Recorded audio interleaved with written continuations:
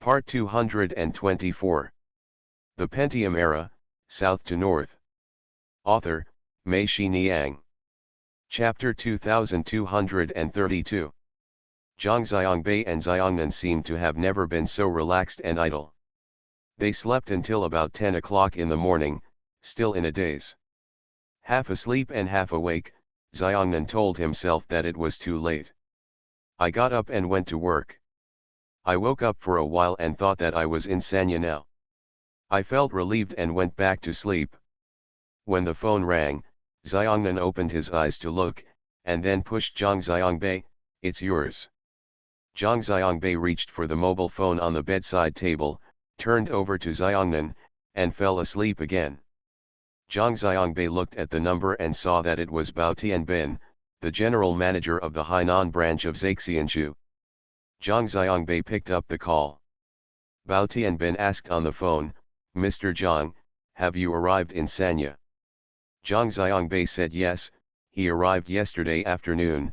I know, I'm down in the hotel lobby, Bao Tianbin said. "Come up," Zhang Xiangbei said and sat up on the bed. "It's so high and I'm too lazy to go up, so you better come down," Bao Tianbin said. Zhang Xiangbei scolded, "I'll go, have you all become so lazy after I left the Zaixian delivery?" Bao Tianbin laughed on the phone, and Zhang Xiangbei said, "Okay, just wait." Zhang Xiangbei got up, kissed Xiangnan, and told her, "I'll go down for a while, and you continue to sleep." Xiangnan grunted. Zhang Xiangbei quickly brushed his teeth and washed his face. Last night, he slept in island clothes, which made it easier. He didn't even need to change his clothes. When he walked out, he saw a battery car waiting at the door. Bao Tianbin should have called him. Zhang Xiangbei arrived at the hotel below and saw Bao Tianbin sitting in the lobby bar. When he saw Zhang Xiangbei, he stood up and smiled at him. "I know you are newly married, so I don't dare to disturb you. What are you afraid of? Who will eat you?" Zhang Xiangbei asked. No, I'm afraid it's inconvenient because you haven't gotten up yet," Bao Tianbin said. "You know quite a lot," Zhang Xiangbei said. Bao Tianbin laughed and said, "I've been through this too. Is your back sore?" You," Zhang Xiangbei cursed, and Bao Tianbin laughed. Zhang Xiangbei sat down opposite him. A waiter came over immediately and brought Zhang Xiangbei a cup of tea. Bao Tianbin asked Zhang Xiangbei, "What are your plans next?" "I haven't decided yet. I will probably travel around the whole island. By the way, I also want to visit the Kayangshong cattle farm and Ding'an cattle market we visited last time," Zhang Xiangbei said. "Why do you still want to go see the bull market when you've already?" Bao Tianbin asked. "I like it, can you?" Zhang Xiangbei said, "I also want to eat the beef there." Bao Tianbin said, yes, you can go wherever you want. Anyway, you are here and I, a native, will accompany you. Nothing else. I am not bragging. There is not a village in Hainan that I have not been to. Are you trying to show your merit? But it's already too late, Zhang Xiangbei said.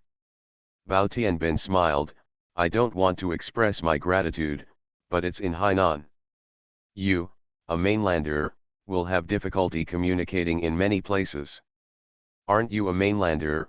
Zhang Xiangbei asked. "I have been assimilated," Bao Tianbin said.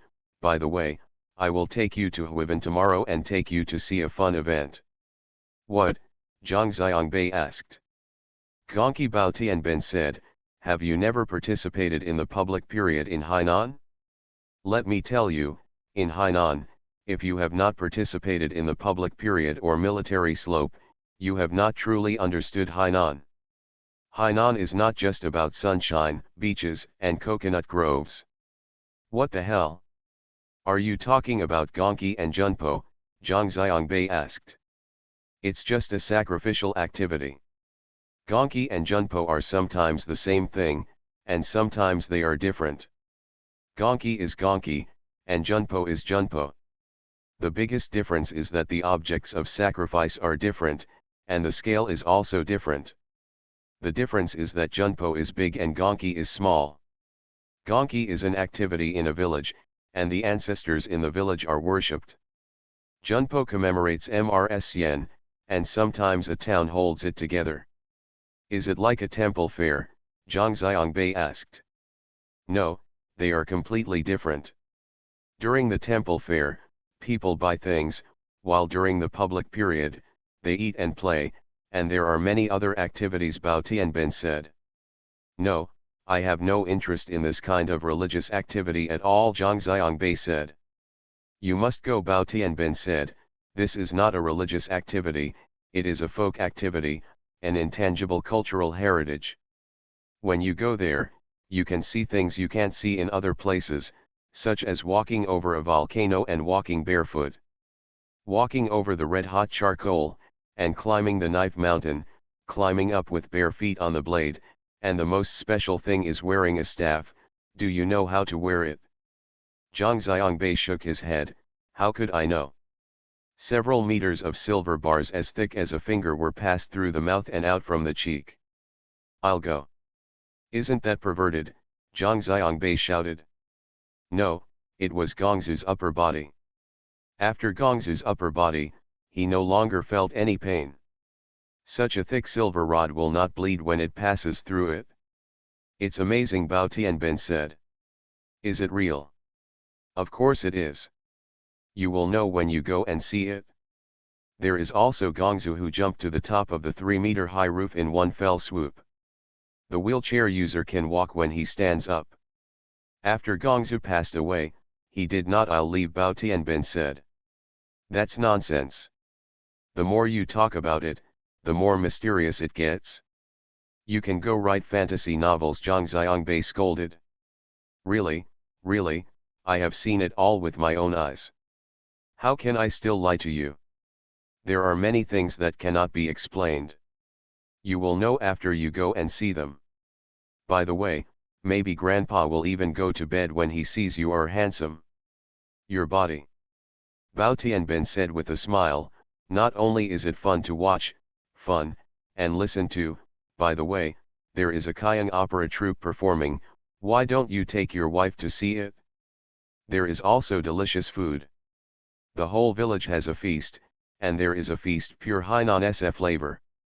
Zhang Xiangbei was a little moved, and Bao Tianben continued, on days like this, there aren't many public dates in the summer, and they usually happen in the first month. It's a rare opportunity for you to meet me, and it would be a pity to miss it. Where is this place you mentioned? Zhang Xiangbei asked. There is a village below Huivan town, past Qiangai, but not beyond Wenchang, Bao Tianben said. By the way, who is the Mrsyen you mentioned earlier? Zhang Xiangbei asked. I'm not very sure about this either. You can ask the consultant about this. He must know that she was a woman in ancient times. At that time, Guangdong was very remote, and they were all barbarians. Unlike now, this Mrsyen is a tribe. The leader was very smart and good at fighting. She helped pacify Guangdong. The emperor who surrendered to the Central Plains was named the Holy Mother. By the way, Hainan used to be called Yazhu. She was the first one to report to the emperor and request that Hainan Island be named Yazhu. The emperor agreed. Therefore, she should be the ancestor of Hainan, and Hainanese people would respect her so much. Didn't she lead the troops to fight? Junpo was the place where the troops were gathered, and later everyone called the event to commemorate her Junpo festival. What about the official date? Zhang Xiangbei asked. On the public day, every village commemorates its ancestors, called Gongzu or Gongzu in Hainanese. This is different in each village. In some villages, they commemorate a woman, called Pazu. This activity is called Gongzu. It's called Poke. Bao Tianben said. He also laughed. He said, Hainan's public period is very interesting. It can be rented and lent. If my village is very poor and has no money to carry out sacrificial activities, it can lend its ancestors to other villages and let them do the public period. The main content of the public period is eating and drinking, so it is also called the public period. Nowadays, rich people like to borrow other people's ancestors for activities, just to have fun. Zhang Xiangbei also laughed, even my ancestors can lend it, and Hainan people are really big-hearted. Yes, you have a big heart and a good attitude. Let me tell you, Mr. Zhang, when people in Hainan are on public holidays, even if someone they don't know comes to their door, they will receive them very attentively, and everyone will compete with each other to see who received the reception. The more people there are, the brighter your reputation will be. During the first month of the year, you can eat and drink everywhere every day, since there are public holidays and military camps everywhere, Bao Tianbin said. Aren't we going to eat and drink tomorrow, right? Zhang Xiangbei asked. How is it possible? I have acquaintances in every village now and friends all over Hainan, Bao Tianbin said proudly. How about it, Mr. Zhang? We have agreed that we will set off early tomorrow. They will start at almost 9 o'clock. We will try to get there. You can see them holding ceremonies and walking around the village. Okay, once you mentioned it, I became interested, Zhang Xiangbei said. What do you mean by walking in the village? Invite Gongzu from the Gongzu temple and carry Gongzu from the beginning of the village to the end of the village. There will be drum music and lion dancing. The lion will pass in front of each house and click on 3 heads to bring good luck to everyone. After walking through the village, only then can formal worship activities begin, Bao Tianbin said. We decided to go to Sanya early in the morning for a business trip tomorrow morning, so we were active around Sanya today. Zhang Xiangbei and Xiangnan had been to Sanya many times. They didn't like to go to places where ordinary tourists would go. At noon, Bao Tianbin took Zhang Xiangbei and Xiangnan went to a Muslim village to eat mutton. Zhang Xiangbei always thought that there were not many Muslims in Ningxia and Gansu. Unexpectedly, there was a Muslim village in Sanya. There are mosques, Muslim schools, and Muslim kindergartens here. The women in the village all wear headscarves and ethnic costumes, which are more distinctive than the many Muslims Zhang Xiangbei saw in Ningxia and Gansu. After they had lunch here, Bao Tianbin directed the car to go back south. When passing the World Tropical Botanical Garden, he asked Zhang Xiangbei and Xiangnan, "Do you want a lunch break?" Zhang Xiangbei and Xiangnan both said there was no need and they had slept enough. Bao Tianbin and Xiangnan said, "Then keep driving. Let's go to Ledong." Going to Ledong, Zhang Xiangbei asked. Yes, when you came here last time, didn't you want to go to Yinghai but didn't make it? Let's go today. Turn on your mobile phone and search. Now Yinghai is very famous and has become an internet celebrity, Bao Tianbin said. Just because the name sounds nice? Zhang Xiangbei asked. When he came here last time, he wanted to go to Yinghai because he thought the name sounded nice. No, it means that this is the most beautiful place to watch the sunset in China. We went to Yinghai to eat seafood, drink fish soup and watch the sunset, Bao Tianbin said. Thank you Dong Long Dong, Shi Yitan, Jinwu Longji, Pialing Yu, Zik for your monthly votes. Thanks for all the votes and reading. Have a good evening everyone. The Pentium Era, South to North. Author, Mei Shi Niang. Chapter 2233. Bao Tianbin directed south, not taking the Ring Island Expressway, but taking the High West Line. He said that the expressway was not interesting and there was no scenery. It was just for fun anyway, so we walked slowly. Both sides of the west line of Haiu are indeed very beautiful, with tall and dense eucalyptus trees, coconut trees and tamarind trees. From time to time, patches of mangroves and azure sea will appear. After passing through the big and small caves, the sea water here is better than Sanya is bluer, and driving on the tree-lined road is like driving in a painting. Most cars go to the Ring Island Expressway. There are not many cars on the Haixi line, and it is very quiet. 3 people can chat while walking forward.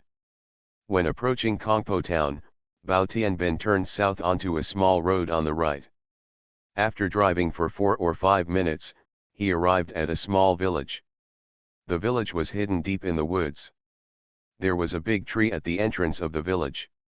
Under the big tree, there were 2 old brick houses side by side. In front of the house was an open space. Bao Tianbin asked Xiang Nan to park the car in the open space. The 3 people got off the car.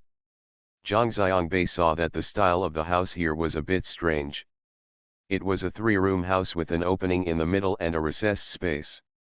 The door was opened 1/3 of the way in, so that right at the door, there was an empty space.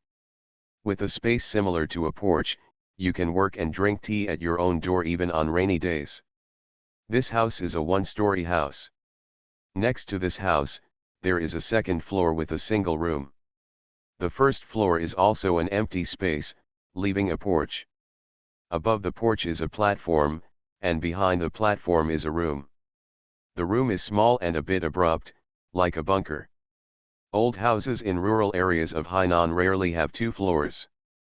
Because of typhoons, there are rows of small holes on the top of the house, near the eaves, and on the front and rear walls. This is a passage for typhoons. The entire wall of the house will not be blown down by too much wind. When we arrived in Ledong, it was probably because we had turned to the west coast of the island, to the Biblia Gulf, that the typhoon was not so raging, so the common 2-story buildings in this village appeared. The 3 people got out of the car, and Bao Tianbin led them towards the open door. On the porch of the house was an old lady in her 60s, wearing a black slanted dress on her upper body, a bandana on her head, and a handkerchief on her lower body. It is a red and yellow striped homespun skirt. The old lady was sitting on the ground knitting a straw mat. When she saw them, she stood up and smiled at Bao Tianbin. The 3 people walked in and sat down on the small stools in the porch. The old lady shouted something into the door, and a woman walked out, holding a black pottery teapot in one hand and a black pottery teapot in the other. Holding a stack of bowls, he walked out, squatted down, put the bowls and teapot on the ground, and then poured bowls of tea. After pouring out the first bowl, she handed it to Bao Tianbin. Bao Tianbin pointed toward Nan. The woman turned to hand the tea to Xiang Nan. Xiang Nan quickly stood up, took it with both hands, and said thank you. The second bowl was for Zhang Xiangbei, and the third bowl was for Bao Tianbin. Xiang Nan is holding the tea bowl. The bowl is a little slippery in his hands, and there is a layer of dirt inside the bowl. If an ordinary girl holds this bowl of tea, she will definitely not be able to drink it. Xiang Nan has to go on tour every year and has to give performances. Going to the countryside and living in the world, there are so many things to pay attention to. She has already adapted to these. She took it and started drinking it without even frowning. I don't know what this tea is made from. It's a bit bitter and sour, but it's very thirst-quenching in this summer. What kind of tea is this? It's so delicious, Xiang Nan said, drinking a bowl of tea. The old lady looked at Xiang Nan and laughed. Bao Tianbin and Xiang Nan said, this is tea made from sour beans. Isn't it particularly thirst-quenching? Xiang Nan nodded repeatedly. The woman carried the teapot and walked to Xiang Nan. Xiang Nan quickly picked up the bowl, and the woman filled the bowl again. Bao Tianbin said a few words to the old lady in their Li family dialect. The old lady walked into the house and came out after a while. She was holding 3 straw hats in her hands. The straw hats were withered green. They were standing next to the old lady. The straw mats were made of the same material. Neither Zhang Xiangbei nor Xiangnan could tell what they were. Bao Tianbin took the straw hat in his hands and bowed to the old lady with a smile in thanks. Bao Tianbin and Zhang told Xiangbei and Xiangnan that the old lady was a famous knitting expert here and she gave this to us. With such a strong sun, without a straw hat, the skin would peel off in the salt fields later. Zhang Xiangbei quickly said, let's buy it for how much? Bao Tianbin shook his head and said that the things made by the old lady were not for sale, but were only given to his relatives and friends. The old lady looked at them and said a few words, and Bao Tianbin left. He said that the old lady was praising Captain Feng, he was really good looking. Xiongnan quickly bent over to the old lady and said thank you. The three of them said goodbye to the old lady and returned to the car. Zhang Xiangbei saw that Bao Tianbin was always holding the straw hat in both hands, as if he was holding a tray instead of carrying it in his hands, which was a bit funny. Bao Tianbin and Xiang Nan said, "It's okay, my alcohol smell has dissipated, I will drive next, and you and Mr. Zhang will sit in the back seat." Zhang Xiangbei and Xiongnan sat in the back seat, and Bao Tianbin gave them the straw hat, closed the car door, waved to the old lady standing under the porch, and walked to the driver's seat. Back on the road, Bao Tianbin told them, "Don't underestimate this straw hat. The Li people's straw hats and bamboo hats are very particular and have a special set of etiquette. Hurry up and tell me." Xiang Nan held a straw hat in her hand and urged. She had also felt it just now. There seemed to be some special meaning in the old lady's delivery and Bao Tianbin's reception, as if they were on the stage. Every movement and step are all meticulous and organized. Bao Tianbin said, "The Li people go out all year round and wear straw hats anytime and anywhere. For them, straw hats not only have the function of protecting from the sun and rain, but are worn on the head, so they believe that straw hats are very sacred. When visiting relatives and friends, you must not wear a straw hat or a bamboo hat. If you don't wear a hat, you will not be welcomed. You may not be allowed in when you arrive at the door. People will think that you only wear a hat when visiting relatives and friends. You are wishing everyone peace. When you arrive at someone's house, the host is also very particular about picking up your straw hat. If he comes out, takes your straw hat, and then goes into the house with you. If the owner puts your straw hat in the house or hangs it up, it means that he is very particular. Welcome. If he leaves your hat outside the door and doesn't take it into the house, it means he doesn't welcome you, and you can leave at any time." Zhang Xiangbei thought of the way Bian Tianbin held the straw hat carefully before, and asked, "Are there any particularities in how to hold the straw hat?" Yes, if it is given with both hands, it shows respect for others. If it is carried casually, it means it is very casual." "No wonder," Zhang Xiangbei said, "you took the straw hat earlier and didn't even let us touch it. Are you worried that we will be casual?" Bao Tianbin laughed and said, "Yes, for those who don't know, whoever holds a straw hat doesn't just carry it in his hand. If that happens, the old lady will think we are rude and she doesn't like her at all straw hat as a gift." Zhang Xiangbei sighed and said, "If I hadn't heard you say that, I would really do it." Xiang Nan became interested and asked, "Tell me anything else, about the straw hat." "There are many more," Bao Tianbin said. "For example, a man cannot just take a girl's straw hat and put it under his buttocks to sit on. If he sits on it, it is an insult to him. You have to pay him a new straw hat. If you take away a girl's straw hat casually, it will be a big deal. The girl will follow you and ask to marry you. If a married man takes away a girl's straw hat, he will be scolded, but it will be mild, and he may even be beaten by her relatives and friends.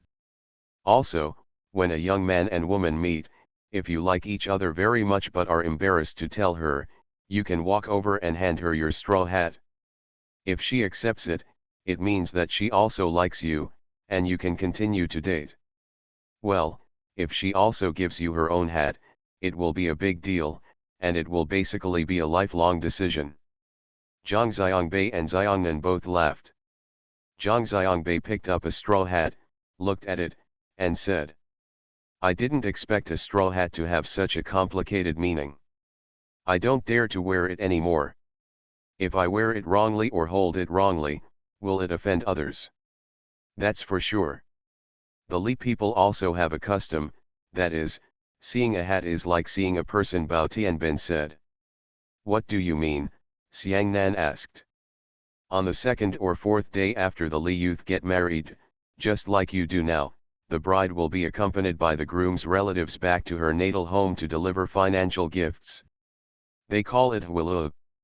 During the return trip, the bride can only stay in her natal home.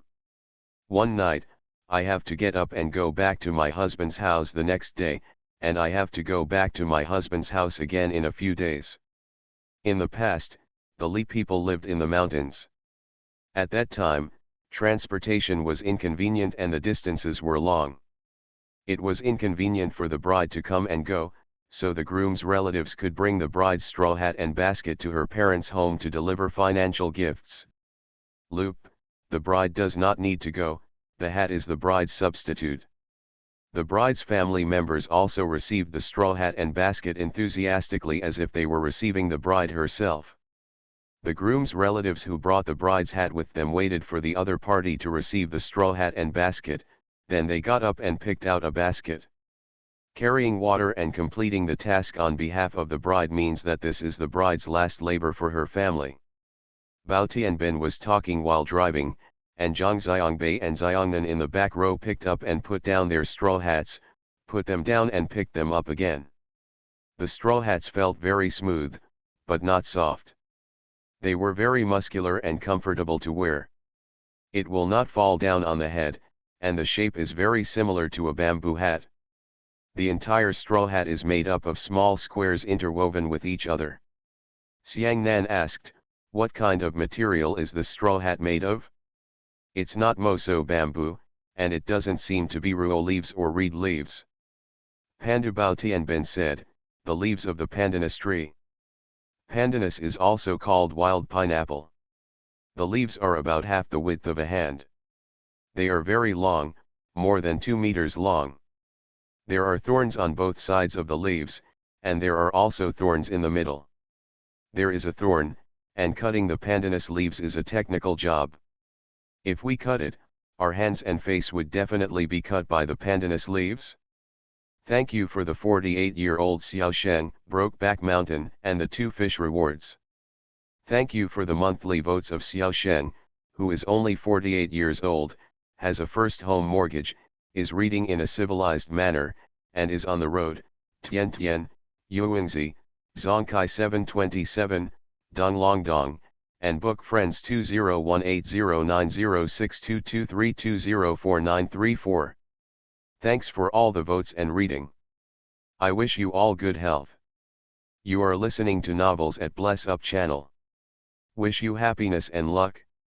Please subscribe to receive new novels. How do you feel about this novel? Please like and leave a comment.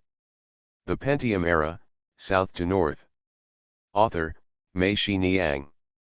Chapter 2234. Located at 108.73 degrees east longitude and 18.51 degrees north latitude, Yinghai is not only the name of a seaside town, but also the name of the second largest salt farm in the country. Yinghai is located between the sea and mountains. It is a tidal flat area of more than 30 square kilometers, facing the Blue Sea and backed by Jianfengling. The continuous mountains block the typhoon clouds and rain from the north, making the place scorching with the sun all year round. There is sufficient light for salt production. In addition, the seawater here has high salinity, which creates unique conditions for the production of sea salt. After getting on the road again, they drove for more than 20 minutes to the Yinghai salt field. They drove to the gate of the salt field. Summer is now the busiest season of the salt field. In winter, the salt field is closed. In this industry, the scorching sun is cruel to people, but it is a precious resource to the salt farm. During the busy production season in summer, the salt works was not open to the public. They drove to the gate, Bao Tianbin honked the horn twice, and the gate opened. From the duty room at the side, a man in his 40s walked out. His face there was a layer of black glaze on the upper body and arms, which was shiny. It looked like it was caused by working in the sun for a long time. He waved to Bao Tianbin. Bao Tianbin stopped the car. The man opened the door of the passenger seat and sat in. Bao Tianben introduced to him that these were Mr. Zhang and Captain Feng, and Zhang Xiangbei. They said, "This is Lao Fu, Director Fu." Zhang Xiangbei stretched out his hand and said, "Hello, Director Fu." Director Fu held Zhang Xiangbei's hand and smiled at him, showing his white teeth. Zhang Xiangbei felt that it was like shaking hands with a black brother. Director Fu smelled of sea salt, and when the air conditioner was turned on, it spread throughout the carriage. Bao Tianben started the car and drove forward. In front of them, there was an endless salt field. The salt fields were neat and uniform, just like rows of rice fields and the renovated vegetable greenhouses that Zhang Xiangbei was familiar with. The roads in the middle of the salt field are crisscrossed. The most eye-catching thing is the salt piles piled next to the salt fields, which are piled up like hills. Under the sun, these salt piles are like endless snow-capped mountains, which makes people feel cool just looking at them. They drove to a salt field and stopped. The four of them got out of the car. Bao Tianben, Zhang Xiangbei, and Xiangnan put on straw hats. Old Fu didn't wear anything and was just exposed to the sun. He was used to it. The salt field in front of me is white. The scene in front of me is very much like a combine harvester harvesting wheat in the rolling wheat field. In front of the salt harvester, the parallel rotating blades are constantly rolling up thousands of piles of snow. Crush the salt blocks that are crystallized on the bottom of the salt pond and transfer them from the conveyor belt to the side. Driving side by side with the salt collector is a dump truck. The salt on the conveyor belt pours continuously into the truck bed. After it is full, another empty truck picks up and fills it with salt. The truck drove to the workshop warehouse. Lao Fu told them that this is a crystallization area, and when the salt reaches here, it will be dried. Lao Fu pointed to the distant horizon and told them that there is a water storage lake. There is a gate in the water storage lake. When the tide rises, seawater flows in from the tide gate, and then passes through the first-level irrigation stations to pump out the seawater with water pumps. Go to the primary evaporation pond and let it evaporate naturally in the sun. Then it enters the intermediate and advanced evaporation pools.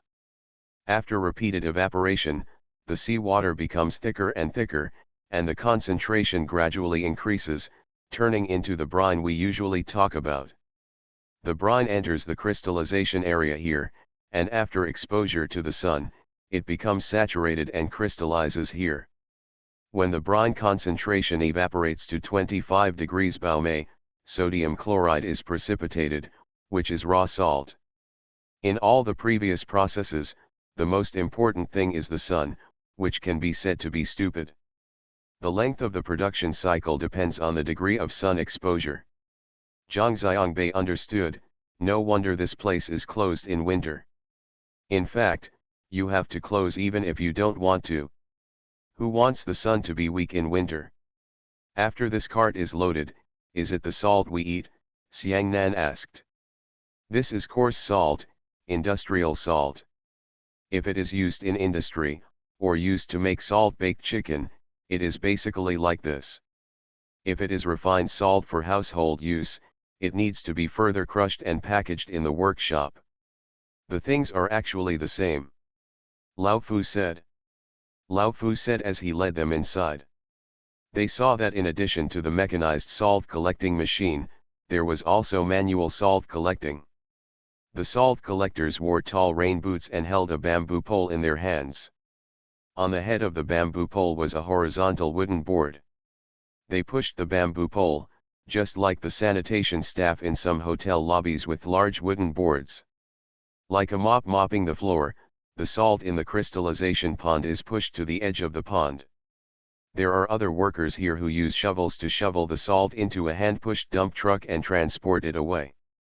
The advanced evaporation pool connected to the crystallization pool is different from the white crystallization pool.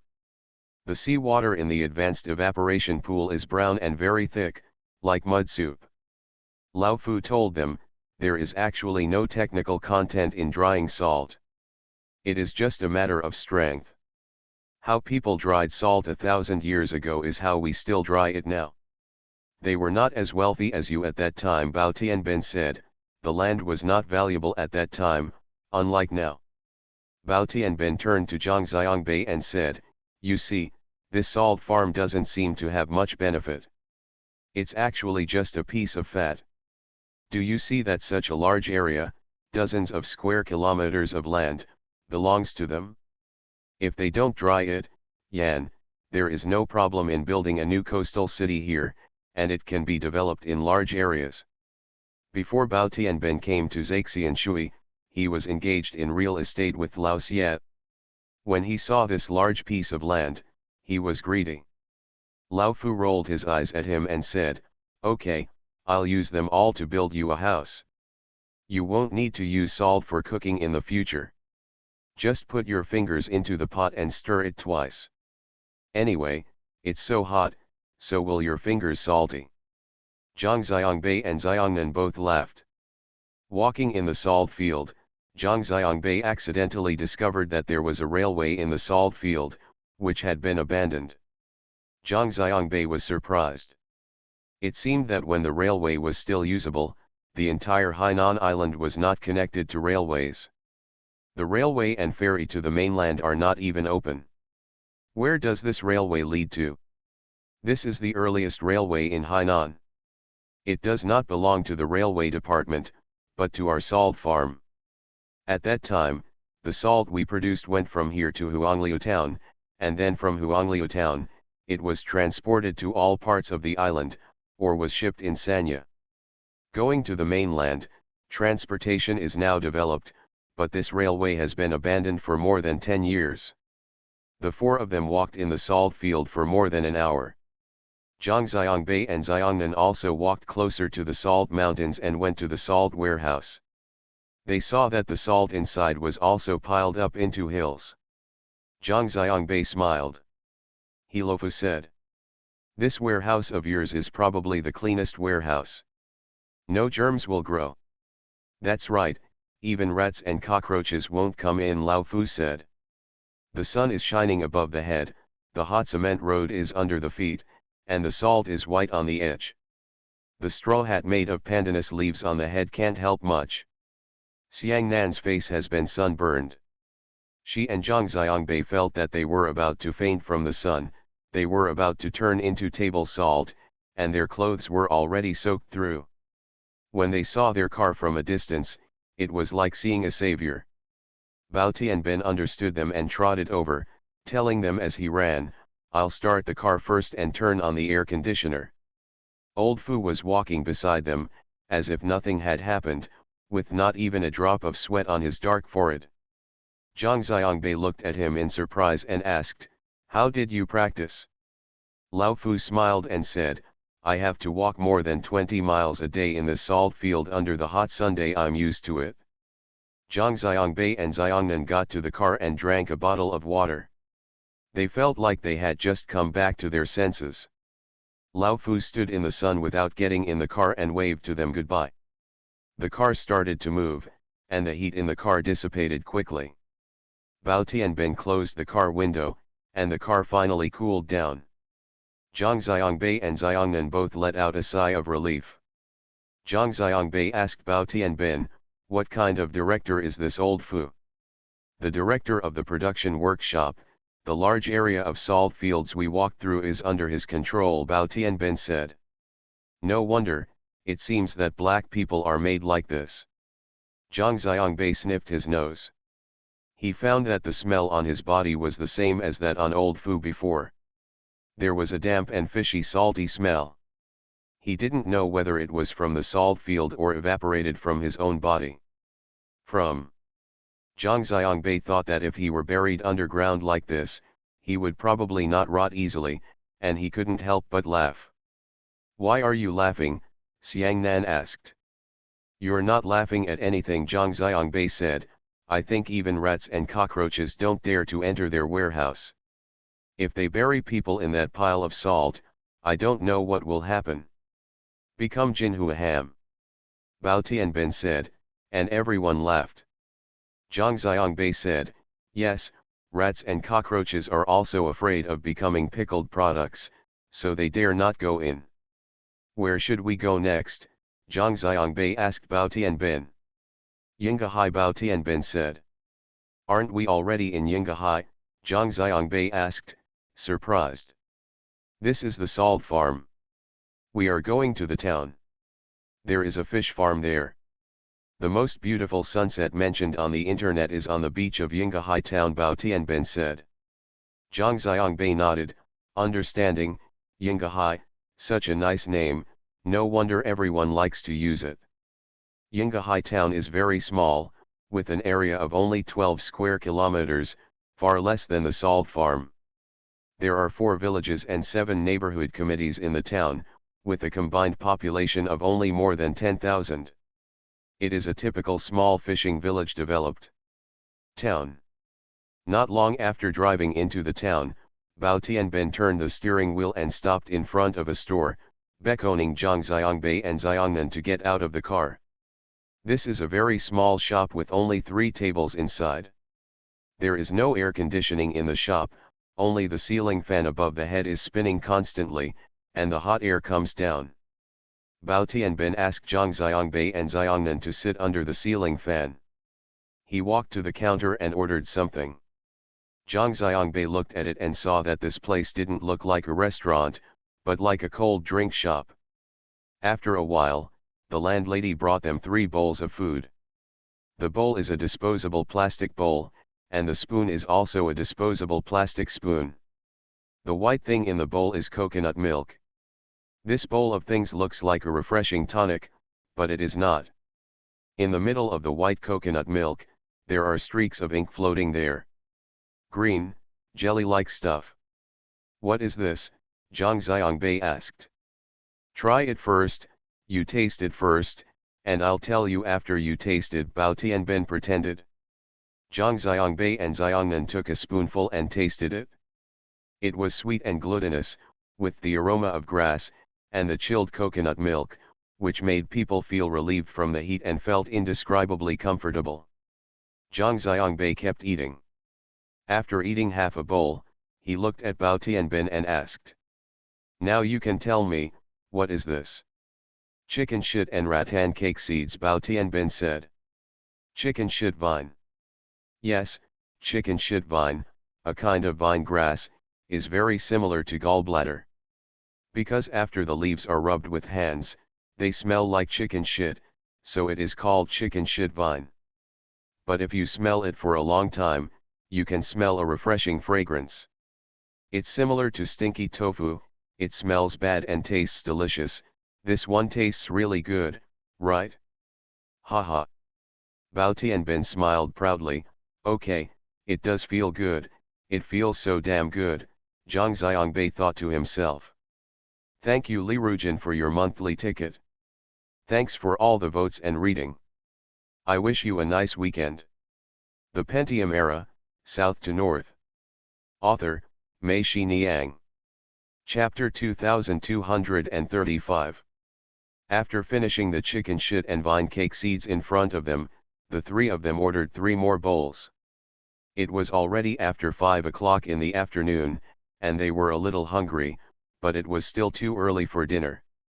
Bao Tianbin told them that after watching the sunset, it was almost we can't eat until around 8 o'clock in the evening, so we fill our stomachs first. After eating, we got on the bus and drove down the streets in the center of the town. The residents in the town basically built new 3- or 4-story buildings.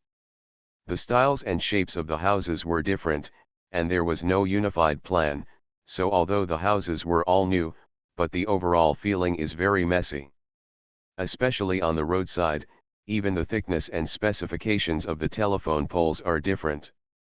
The power supply department goes one way, the telecommunications department goes one way, and the cable TV goes another way. Cables and optical cables go vertically and horizontally, dividing the sky into pieces. All houses also have one characteristic, that is, the yard is very tidy inside, but once outside, it seems that no one cares about it, it is very casual. There are piles of yellow sand and bricks left over from building the house outside the yard wall, and there are buildings against the wall. The formwork and even the various cables and optical cables that connect the new house to the outside are messy, as long as they can be pulled into the home. Zhangjiangbei is too familiar with such small towns and has seen too many. Whether it is a village or a town that wants to change its appearance in a hurry, or an individual, for them, the rush to change is the most important, and there is no time to consider the details. In other words, we still need to give them time. At the end of the street was a park, and behind the park was a white sky. Bao Tianbin told them, "Here they are, after passing this park is the seaside." Bao Tianbin pulled over the car. There was almost no one here, let alone tourists. The three of them got out of the car and walked through the park towards the seaside. The park is very small, just a narrow strip of beach next to the sea. There are flower beds, several sculptures of crabs and swans that resemble children's toys, and long, wavy steps leading step by step to the beach below. The park is very clean, and the ground is covered with a layer of fine white sand, which must have been blown up by the wind. Outside the park is the beach. The beach here is very long and the sand is very fine. If it is close to Sanya, it will definitely become a beach that tourists flock to after Daidonghai, Yalong Bay and Sanya Bay, and even before. But here, it can only be a fishing port, with dozens of small fish boats moored here and there. Outside the fishing port is a breakwater. In bad weather, it can block the huge waves of the Bibya Gulf from invading the fishing boats in the harbor. Today, the entire Bibya Gulf is calm, and there are no people on the beach and fishing port. The fishing port quietly, only a fisherman in his 50s or 60s spread a piece of white canvas on the beach and sat on it to mend his fishing net. The sun has set in the west, and it is still hot on people's faces and arms. Fortunately, the wind blowing from the sea is cool, and the two offset each other. Even standing on this beach, you will not feel hot. Bao Tianbin said that the fishing boats have not returned yet. There was a swing more than 10 meters high on the beach. When Xiang Nan saw it, he ran over and sat on the swing. Zhang Xiangbei was pushing it beside him. When Xiang Nan was in the air, the straw hat on his head fell off, and he was frightened. Zhang Xiangbei jumped, and the straw hat was carried by the wind and rolled on the beach. Zhang Xiangbei hurriedly chased after him. When he got closer, the straw hat ran forward again, as if he was playing hide and seek with him. Xiang Nan and Bao Tianbin looked at it and laughed. Zhang Xiangbei chased it 40 or 50 meters and finally caught it and folded it on the straw hat on his head. Zhang Xiangbei came back and continued to push Xiangnan. Xiangnan giggled and kept saying higher, higher. Even Bao Tianbin came over to help. The two of them pushed hard together, and finally pushed Xiangnan. When he reached 6 or 7 meters in the air, it was frightening to watch, but Xiangnan said it was fine, and he wanted to go higher. The rope connecting the wooden board facing south was almost level with the top of the swing stand. "I can see the whole town from the air when they came down," Xiangnan said to them eagerly. Then he went up, then came down, and shouted to the south, "I can see the sea outside the breakwater." Their actions attracted two 6 or 7-year-old children, a boy and a girl, to come over and stand there, looking enviously at Xiangnan who was going up and down, with a silly smile. "No one has ever been this high," the little boy told them. "Is your boat here?" Bao Tianbin asked. The boy looked at them and didn't know how to answer. The girl said, "No, our boat is there." She pointed at the dozens of boats in the harbor. Zhang Xiangbei and Bao Tianbin laughed. Zhang Xiangbei said that she was still accurate. After Xiangnan came down from her enjoyment, she told Zhang Xiangbei and Bao Tianbin, "There is a road there, where you can walk to the breakwater, and we can go there to watch the sunset." The three people walked towards the end of the beach and looked back south. They saw the little girl sitting on the swing and the little boy pushing. They walked back south and told the little boy, "Don't push too high. Is this your sister or your sister? She won't be able to hold the rope." Xiang Nan said, stretching out his palm to show the boy, "See, My hands are all red. The boy looked at her and said disdainfully, my sister has fallen down many times. She said it doesn't hurt at all when she falls on the sand. Xiang Nan laughed and she said okay, but be careful. They walked to the end of the beach. There was a long plank road that stretched into the sea and connected to the breakwater. There were 3 sections of the breakwater, one on each side, and one in the middle. There were 2 gaps between the 3 sections of breakwater. The fishing boats in this fishing port enter and exit through this gap. They walked along the plank road with wooden railings on both sides, walked to the end, and walked onto the breakwater. At this time, the sun was as high as a Jinmao tower above the sea, but the sunlight was already weak. Touching the stone surface of the breakwater, it was still warm, but no longer so hot. Xiongnan took off the straw hat on his head, looked at it, hesitated for a moment. Bao Tianbin smiled and said, it doesn't matter, just use it to sit on. We are not Li people. Xiang Nan chuckled. The 3 of them put their straw hats under their buttocks and sat down on the jetty. The wind on the sea was blowing harder and harder, and the faces of the 3 people were reddened by the sunlight, and a rough edge was outlined, but the current sunlight was like just oil paint smeared on the face, and it did not feel hot at all. They looked at the sea in front of them. There were a few fishing boats on the sea. They were walking on the way back, but they seemed to be fixed there, motionless. The sun was setting lower and lower, and they all seemed to be able to visually measure the distance it fell. When it was no longer a Jinmao building from the sea level, but as high as the center of Hangzhou, a light spot appeared on the sea below the sun. It was the projection of the sun. A little red began to appear from the junction of the sea and the sky. Seeping out from the inside out, the originally white clouds began to darken and turned into black, and the sky began to get a little dark. The spot of light slowly expanded, starting from a bright color and turning into red, as if it was cooked and burned through. The setting sun also began to turn red, converging its light towards itself, and turned into there is a red halo around him, and the clouds across the sky are surrounded by a bright red edge. The sun is still growing continuously, from the size of a bowl to the size of a plate, and then to the size of a wash basin. Xiang Nan feels that the sun is really happy, so happy. She seemed to be able to hear its laughter. Zhang Xiangbei turned to look at Xiongnan. He saw Xiongnan eyes shining brightly. The red sun was dancing in her eyes. Xiongnan stared at it intently. The red color on the sea spread out, and the area became larger and larger. From a distance, it spread all the way to the breakwater in front of them. Even the waves splashing against the embankment were red. This red color continued to spread upward, and now even the sky it is also red. The sea and the sky are the same color. I don't know whether it is the sea that dyes the sky red, or the sky that dyes the sea red. The clouds in the sky also lit up, surrounded by a circle of bright red and turning into dark red in the middle. The sun is getting redder and bigger. When the sun gets bigger, it seems to be getting closer to them. They can see that among the red, the returning fishing boats have turned into dark red silhouettes. The sun is about to set on them, and the red sea water makes a noise and surges upward, as if it wants to lick the strawberry red sun. When the sun was approaching the sea, a cloud moved in front of it, cutting it off. The sun seemed to be avoiding it, continuing to fall, and its round body emerged from under the cloud. The 3 of them held their breath and reached out to Xiongnan to grab Zhang Xiangbei's hand.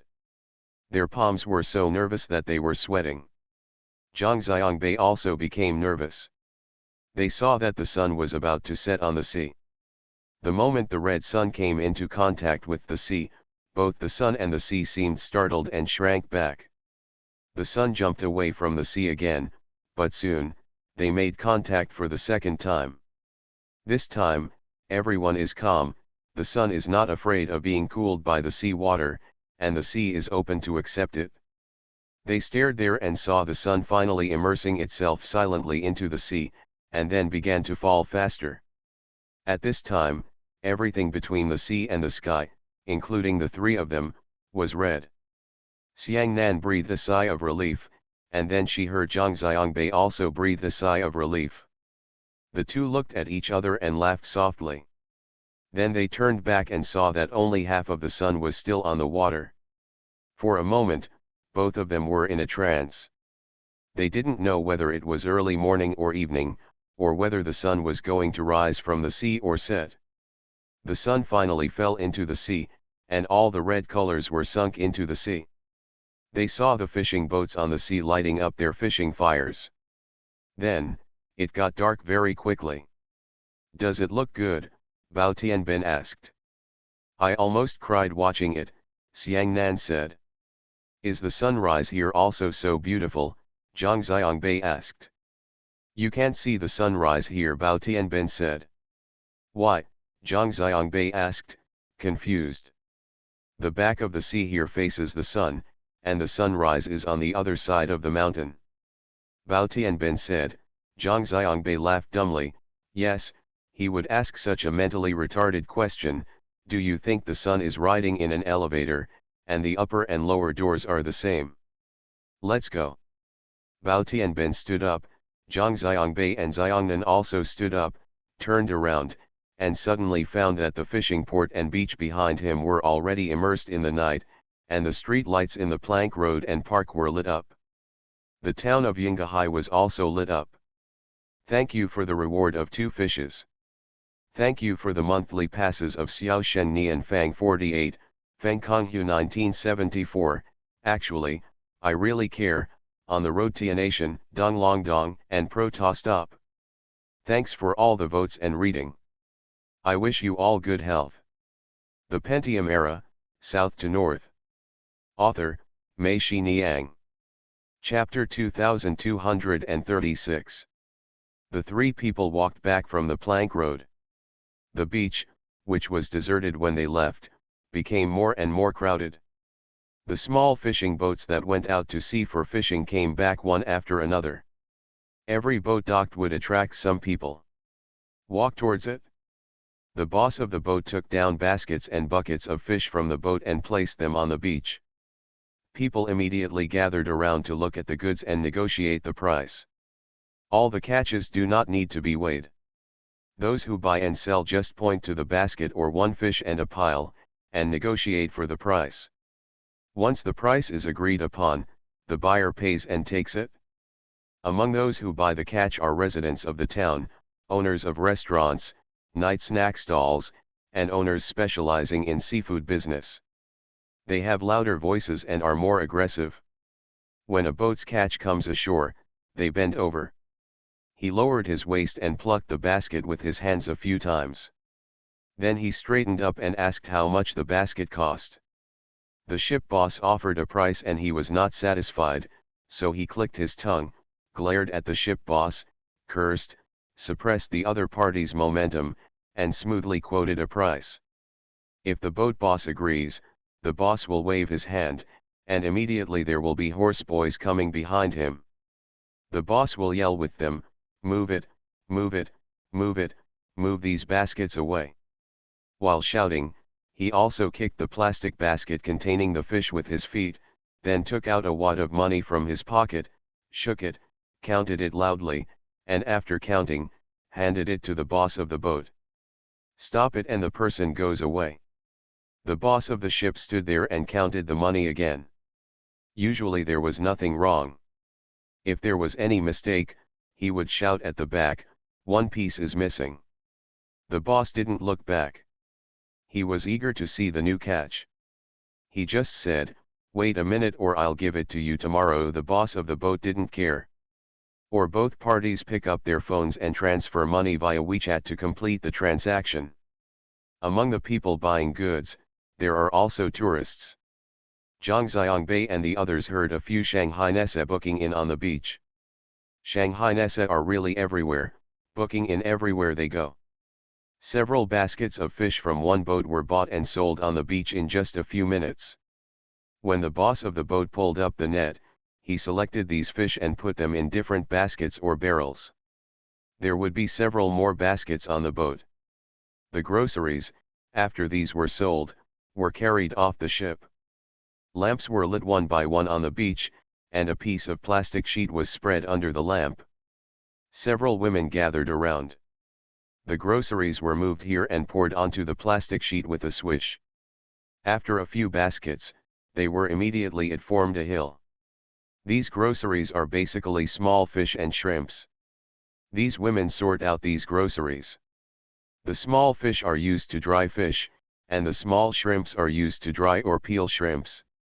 Occasionally, they are also fished from the sea. All kinds of garbage coming up. Bao Tianbin and Xiangnan Xiangbei said that these women have their own families and people who specialize in buying groceries here. The prices of groceries are very cheap, but after sorting them, and then selling them, the profit is actually very high. Some fish and shrimp will later go to the vegetable market, or the canteen of restaurants and work units. These women were very quick with their hands and feet. In just 10 or 20 minutes, they sorted out several baskets of groceries from a boat, put away the plastic sheets, and left carrying plastic baskets and buckets. Zhang Xiangbei and the others saw a few crabs and a starfish left on the beach. Zhang Xiangbei reminded them. There's something that hasn't been taken away. The woman looked back and said, no more. You don't want any of these. No more. After the woman finished speaking, she left. The three of them squatted down.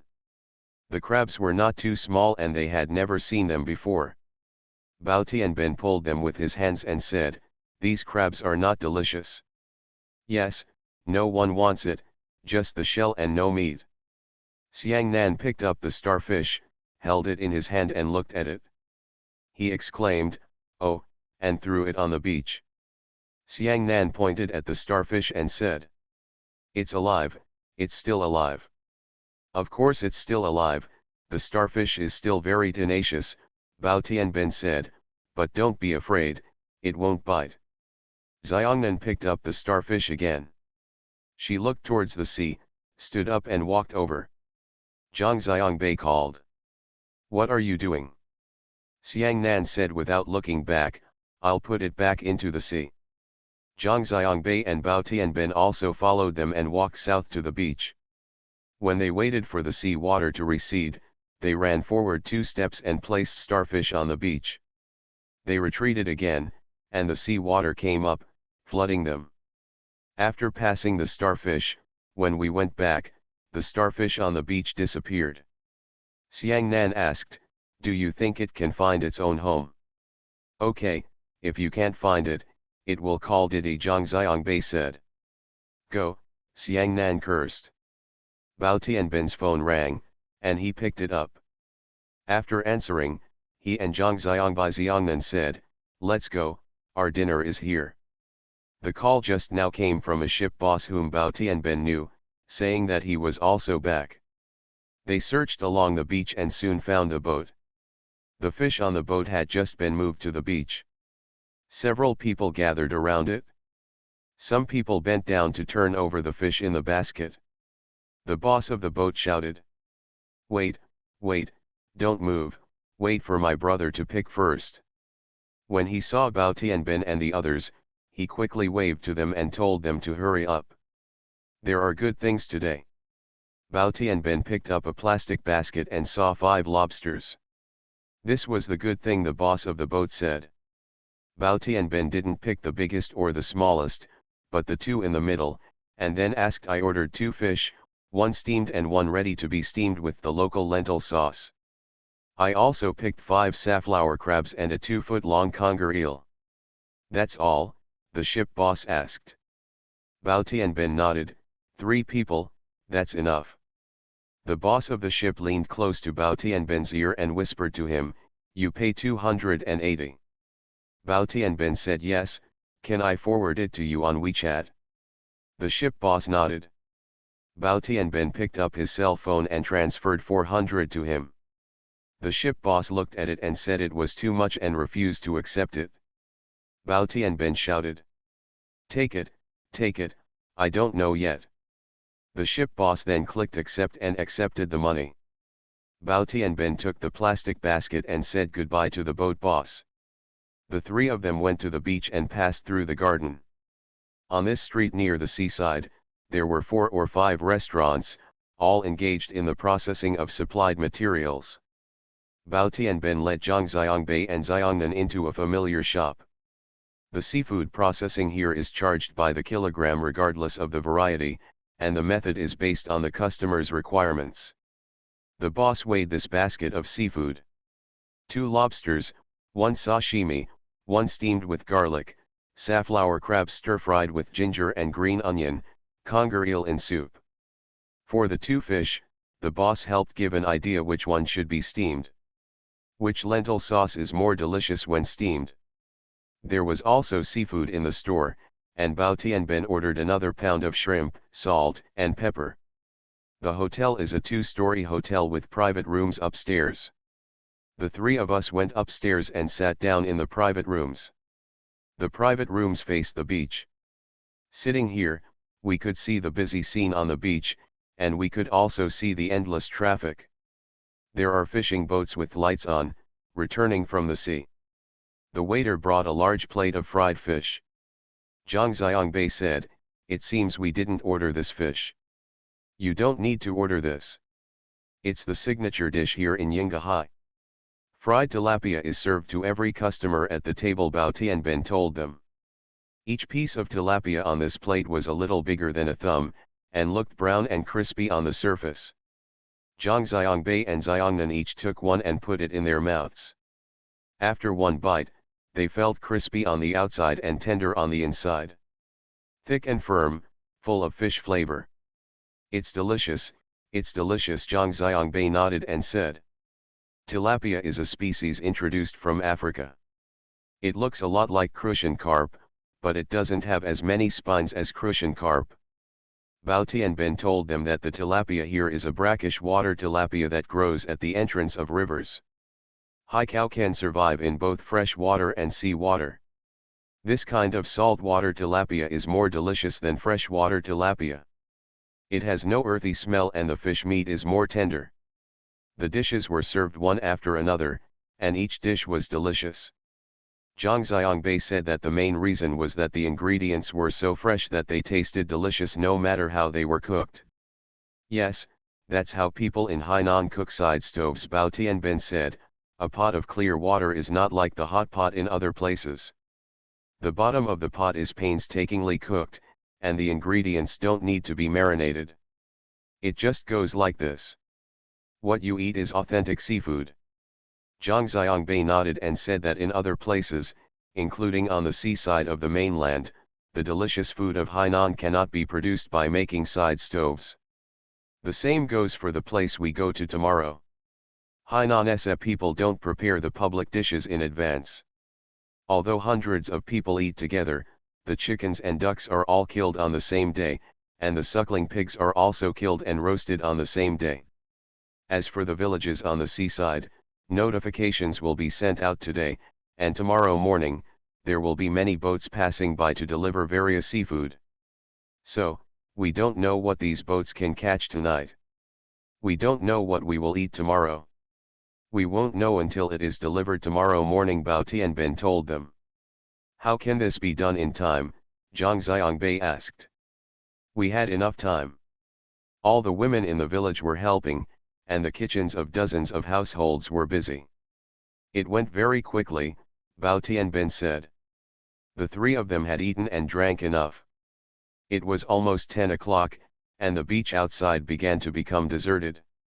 Most of the fishing boats had returned, the fish had been sold, the groceries had been sorted, and all the lights had been lit.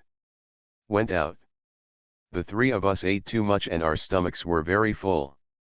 We decided to go for a walk on the beach and then return to Sanya. When we went back, we took the Ring Island Expressway, which was very fast. The beach, which was very lively just now, has now returned to tranquility, but there is an extra fishy smell in the air. In many places where groceries are being cleaned, there are unnecessary things left on the beach. Turn on the flashlight of your mobile phone to the south and shine it." She found 2 more starfish and 4 or 5 small conches. She picked them up and put them back into the sea. When they returned to the Sanya World Tropical Botanical Garden, it was already midnight. Zhang Xiangbei asked Bao Tianbin to stay in the hotel here. Bao Tianbin said no, I will go back to where I live, which is not far away. Tomorrow morning I'll pick you up at 7 o'clock. By the way, sleep a little longer. You will be very tired tomorrow. There is no need to get up for breakfast. When I come over, I will bring you pickled powder and tea eggs. You can eat them in the car, Bao Tianbin told them. You are listening to Novels at Bless Up channel. Wish you happiness and luck. Please subscribe to receive new novels. How do you feel about this novel? Please like and leave a comment. The Pentium Era, South to North. Author, Mei Shi Niang. Chapter 2237. The next morning, when Bao Tianbin arrived at the World Tropical Botanical Garden Hotel, Zhang Xiangbei and Xiangnan were already up and waiting for him in the lobby of the hotel below. Did you sleep well? Bao Tianbin asked. Zhang Xiangbei and Xiangnan both nodded and said they had slept well. Zhang Xiangbei said that maybe it was because the air in Sanya was so good. He slept very deeply here. After sleeping for 4 or 5 hours, he felt as if he had slept for 7 or 8 hours in Hangzhou. It's about the same hour and I wake up feeling the same. Bao Tianbin laughed and said, the air you are in this mountain is better than that in Sanya city.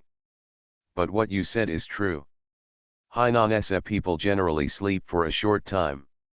They have entertainment and snacks at night. It's normal to wake up at 2 or 3 o'clock every day, sleep for 4 or 5 hours, and then take a 1-hour nap at noon. That's it. The three people got in the car. Bao Tianbin handed them 2 bags of breakfast. He started the car and set off. Zhang Xiangbei and Xiangnan sat in the back seat and had breakfast. What Bao Tianbin brought them was Hainan pickled rice noodles, which are rice noodles mixed with a special marinade, topped with chopped green onion, beef, pickled bamboo shoots, bean sprouts, peanuts and sesame as toppings, and drizzled with sesame oil. I personally mixed all these together into rice noodles and tasted it. I found it convenient and delicious. It is very similar to the lard and green onion noodles that people in Shanghai and Hangzhou like to eat. There are also braised eggs and milk in the bag. The braised eggs are very similar to tea eggs, but they are not. There is no tea flavor, but they are braised with marinade. There were very few vehicles on the Round Island Expressway in the morning. Bao Tianbin drove very fast. Zhang Xiangbei and Xiangnan had finished breakfast. The car had already passed Haitangbei and was almost at Lingshui. Along the way, Bao Tianbin continued to explain the public period in Hainan to them. He said that the public period in Hainan is very strange. It commemorates the ancestor. Today is the birthday of the ancestor. There are public temples in the local area and many people have shrines in their homes, worshipping Gongzu, but Gongzu is not a belief, unlike the Hakka people who believe in Mizu. Wherever they go to Mizu temples and worship Mizu. The ancestors of the Hainanese people are diverse and include everything. Like the Junpo I told you a few days ago, it mainly commemorates Madame Xian, but there are also places commemorating Guangong, Yuyun, and Confucius. This is especially true for public periods. It commemorates the ancestors of a village, a clan, or a surname, but they are all realm lords. What do you mean? Zhang Xiangbei asked. Jing, the border, is this Gongzu? He only cares about this place. The same person. When you are in Wenchang, you worship this Gongzu. When you go to Lingao, you worship another Gongzu, the local Gongzu. Xiu will not leave the country unless it is for loan, Bao Tianbin said. Zhang Xiangbei laughed and said, it's really casual. That's it? Hainan's public holidays are very open, and even more so now, Bao Tianbin said. In the past, a village basically had people with one surname. Now it's mixed. There are people with several surnames in a village. In this way, everyone worships the ancestors are different, they are divided into the grand ancestor and the minor ancestor. Those who have a public temple are the elder ancestors in the village, but many families also have their own minor ancestors. Who these little princes are, they probably don't know for sure. Anyway, if there are statues of gods passed down, they will offer them and worship them. When the day comes when the great prince celebrates his official period, these families will also take this opportunity to give them to themselves.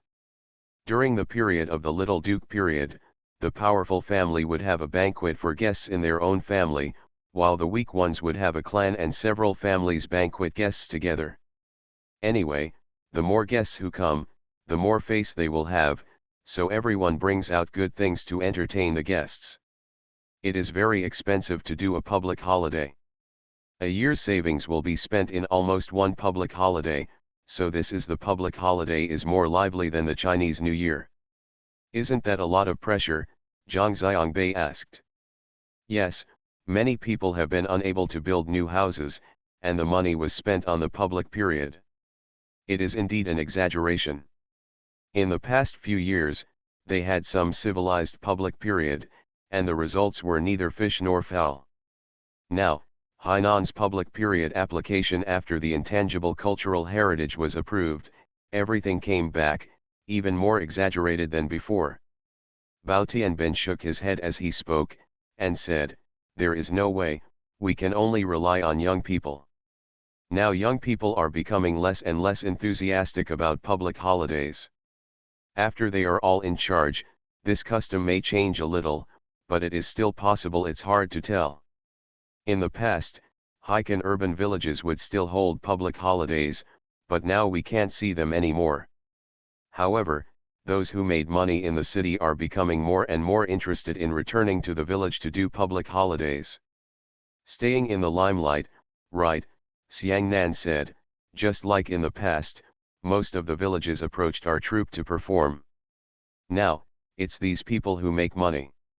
They go back to do weddings, and like to invite our troupe to perform. The more famous they are, the better they will perform, the higher the fee, the more people come to invite him, and people who have been dead for 10 or 20 years are still doing activities for him. That's what I mean, Bao Tianbin said with a smile.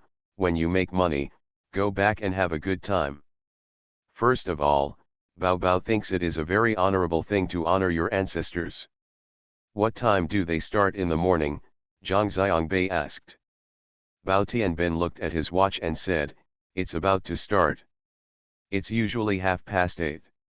We invite the father-in-law and his parents-in-law out of the temple and start walking through the village. In Hainan Essa, it's called Ta village, but the rituals in each house are similar. The family we went to lives at the end of the village, and it usually takes more than 10 o'clock to get to their house, and we can still make it in time. The real climax is after we set foot in the village." As they approached the village, they heard the sound of firecrackers and gongs and drums coming from the village. There were stalls on both sides of the road entering the village, mainly selling fireworks and mineral water. Selling refreshments, tonics and other things. The situation really looks like a market or temple fair in rural China. Bao Tianbin parked the car and bought 5 boxes of coconut mineral water and a lot of fireworks. They couldn't fit in the trunk and put them on the front passenger seat. After starting the car and driving forward, Bao Tianbin told them that this was the best gift today. Zhang Xiangbei understood and asked, "Does it mean that the louder the fireworks and firecrackers of someone else's house, the more respect they gain?"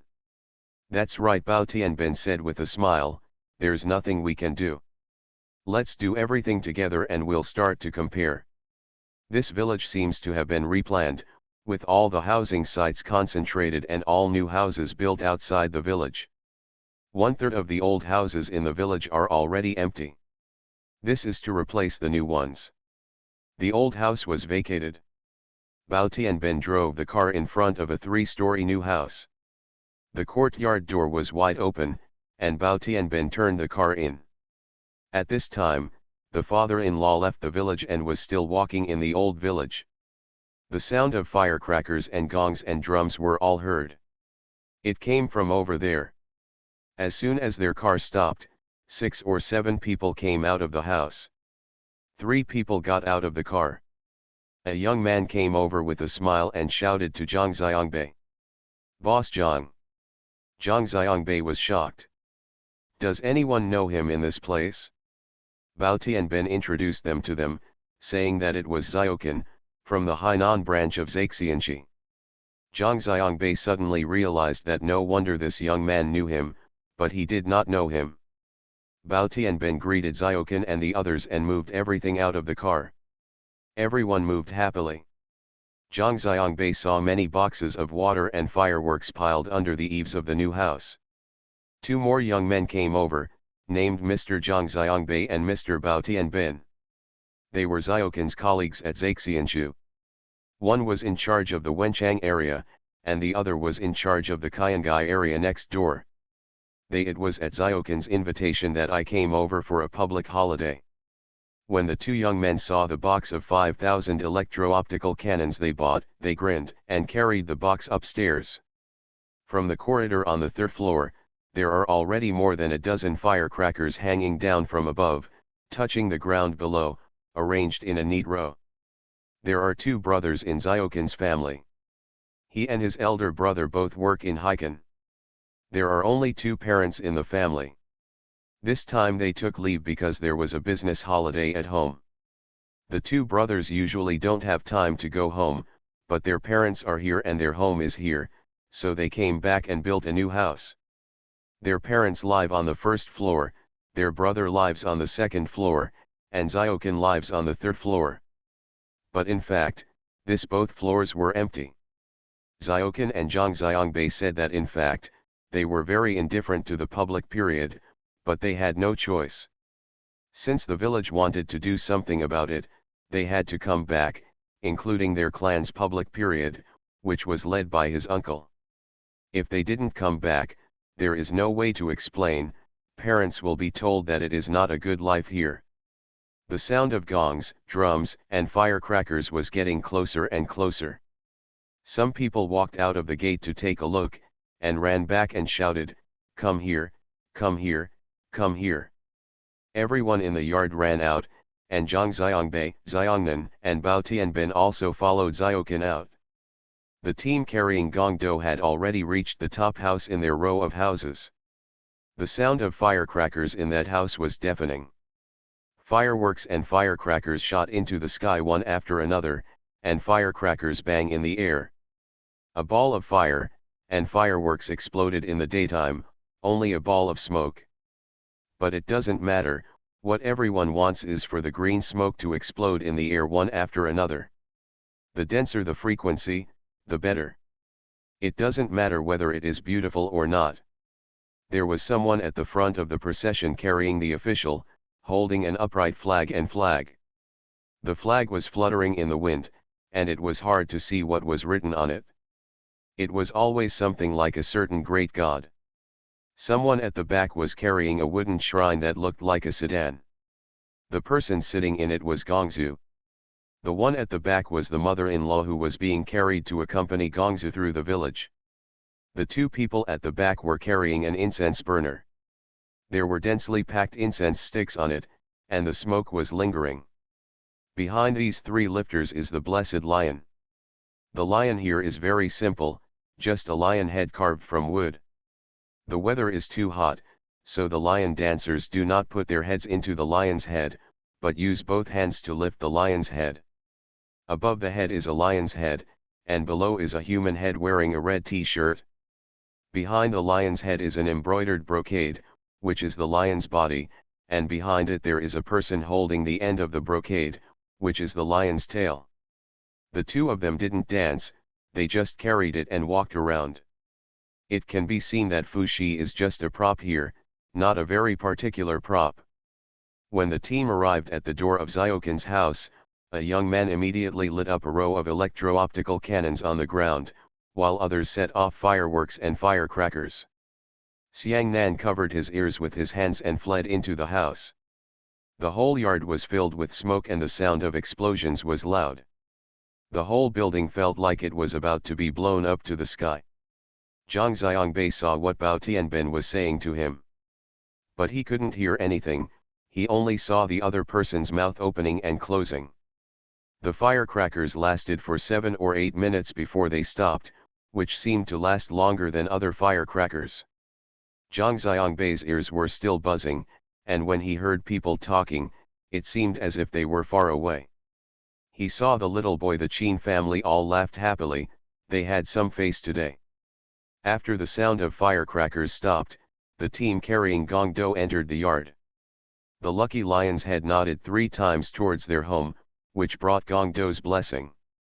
Then, the whole family, from the oldest to the youngest, shook and offered incense to the grandfather, worshipped the grandfather and mother-in-law with the lit incense, and put the incense in the incense burner. Xiaoqin handed the lit incense to Zhang Xiangbei, Xiangnan, and Bao Tianbin. They also followed the same example and bowed and put the incense into the incense burner. The last step is to dig into Gong Do's buttocks. The 2 people who are carrying Gong Do lift him up. The people here lower their heads and crawl under the shrine one by one, thus receiving Gong Do's blessing. Zhang Xiangbei, Xiangnan, Bao Tianbin, and others also got in. After getting in, Zhang Xiangbei thought of a question. Didn't he say that Gong Do was a border lord and could not leave the country? So if he was so far away from Hangzhou, how to protect yourself? Thank you Brokeback Mountain for the reward of 2 fishes. Thank you to Gongzimianzi, Winsanliu, Donglongdong, Zipanjiang1, Haikuo Tiankong, and James Chen for your monthly votes. Thanks for all the votes and reading. I wish you all good health. The Pentium Era, South to North. Author, Mei Shi Niang. Chapter 2238. After the procession to the village was over, everyone followed the procession and rushed to the old village to watch the worship ceremony. The ceremony to worship the ancestor was held in the open space in front of the Gong Temple. On the edge of the open space was a large tall jackfruit forest, with green jackfruits. The jackfruits were like silkworm cocoons, one next to the other, forming a circle. Strings, they don't look like they are growing out of the tree, but like they are wrapped around the trunk. The land under the jackfruit forest has been leveled, and there are tables of wine and food. There are always nearly 100 tables. After the worship ceremony is over, everyone will have lunch here, and it is shady. In the open space in front of the Gong Temple, many people came. The sun above their heads was very strong. People were crowded in the crowd. They were sweating constantly. Their noses were filled with the stench of sweat and body odor, but even this could not stop them. Curiosity, and the courage to join in the fun, must be crowded here. Zhang Xiangbei and the others held mineral water in their hands and wore straw hats on their heads. There were not many people wearing straw hats like them. Most of them had their heads pointed toward the sun, and some people simply went shirtless. After being brought back from the village, the shrine with the father-in-law and his parents-in-law sitting was placed in the middle. In front of it was an offering table, on which were placed a whole sheep, a whole roasted suckling pig, and a whole chicken. There were offerings such as ducks and geese, and in front of them there were bowls of rice piled into peaks, and wine glasses filled with wine. In front of the offering table is the incense burner. Behind the grandfather and his parents-in-law, there is a row of more than a dozen shrines. These shrines are not large in size, and the gods sitting in them have different shapes and appearances. No one knows who they are. These shrines they were brought here from the villagers' homes to enjoy the honor of the ancestors and parents-in-law, and to accept the worship of everyone together. The third father who presided over the ceremony was wearing a long coat and a Taoist hat in the summer. The back of the long coat was obviously soaked with sweat. The strange thing was that there was no sweat on his forehead or face. Someone handed him mineral water. He shook his head and refused. The ceremony officially began. The third father recited a spell, and then asked everyone to kneel down. Everyone in the open space knelt down, and there was a large area. Everyone kowtowed to the uncle and his mother-in-law under the order of the third father. Xiaoqin and of course his family also went, but Zhang Xiangbei and the others did not go and stood in the woods watching the fun. Even standing in the woods, sweat still flows. After everyone finished their obeisances, the third father-in-law began to dance and mutter words for a while, and then everyone started to line up and take turns to offer incense to the grandfather-in-law and his mother-in-law. There were people lining up to burn incense over there. In the woods, the lucky lion began to walk between each table, tasting the food on each table. In this way, the food on each table was stained with gongzu slobber. Everyone will be protected. More people are walking through, looking at the dishes and wine on each table, and whispering to each other, because each banquet table here is prepared by its own person. The more tables there are, it means that the guests are coming. The more, the better the food and wine will be, and the more respect you will have. With such a naked comparison, no one was willing to succumb to others and gave everything they had to make this banquet a high-end one. Bao Tianbin and Zhang Xiangbei said that the rituals and procedures of the public ceremony are different in each place because of the different seasons. For example, in the first month, they usually worship the public first and then carry the public away. In the village, it's summer now, and the people who carry the official can't bear the burden, so they take advantage of the cool weather in the morning to walk through the village first, and then worship the official and eat the official meal. After eating, everyone is energetic, and they can worship again. This time in the afternoon, it will be lively. Those who can't bear it or dare not watch can leave first, and no one will blame you, Bao Tianbin said. Why don't you dare to look? Xiangnan asked. Bao Tianbin smiled, you'll find out later. After Xiaoqin and the others finished offering incense, they came back and invited Zhang Xiangbei and the others to sit down. Everyone sat down. Some of the dishes on the table were familiar to Zhang Xiangbei and others. Bao Tianbin and Zhang Xiangbei said that the current public cuisine has been messed up. In the past, every place in Hainan had its own characteristics. For example, Lingao and Ding'an served roast suckling pig and black pork, and the crater served goat meat. The main dish is black tofu, and chenmei is a small scalper. Now that they are all available, everyone can eat everything and put everything on the table. Zhang Xiangbei looked at the table. It was really rich. There were roasted suckling pig, steamed grouper, white-cut wenchang chicken, boiled shrimp, steamed crab and mackerel, braised mutton and so on. Bao Tianbin pointed to a plate of dishes and said to Zhang Xiangbei. However, here in Wenchang, there are two dishes that are indispensable. One dish is this, assorted dishes, also called family portrait. This dish has a saying, the whole family is reunited, relatives and friends gather together, and people, gods and ancestors have a big party together. So it's called family portrait. Zhang Xiangbei looked at the dish. There were green beans, bamboo shoots, carrots, mushrooms, meatballs, sausages, dried squid and other ingredients. This family portrait was a hodgepodge, similar to the 8 treasure dish in Jiangsu and Zhejiang. The saying is similar. In the Jiangsu and Zhejiang regions, 8 treasure dishes used to be a must-have dish during the Spring Festival dinner, but now, it has been forgotten.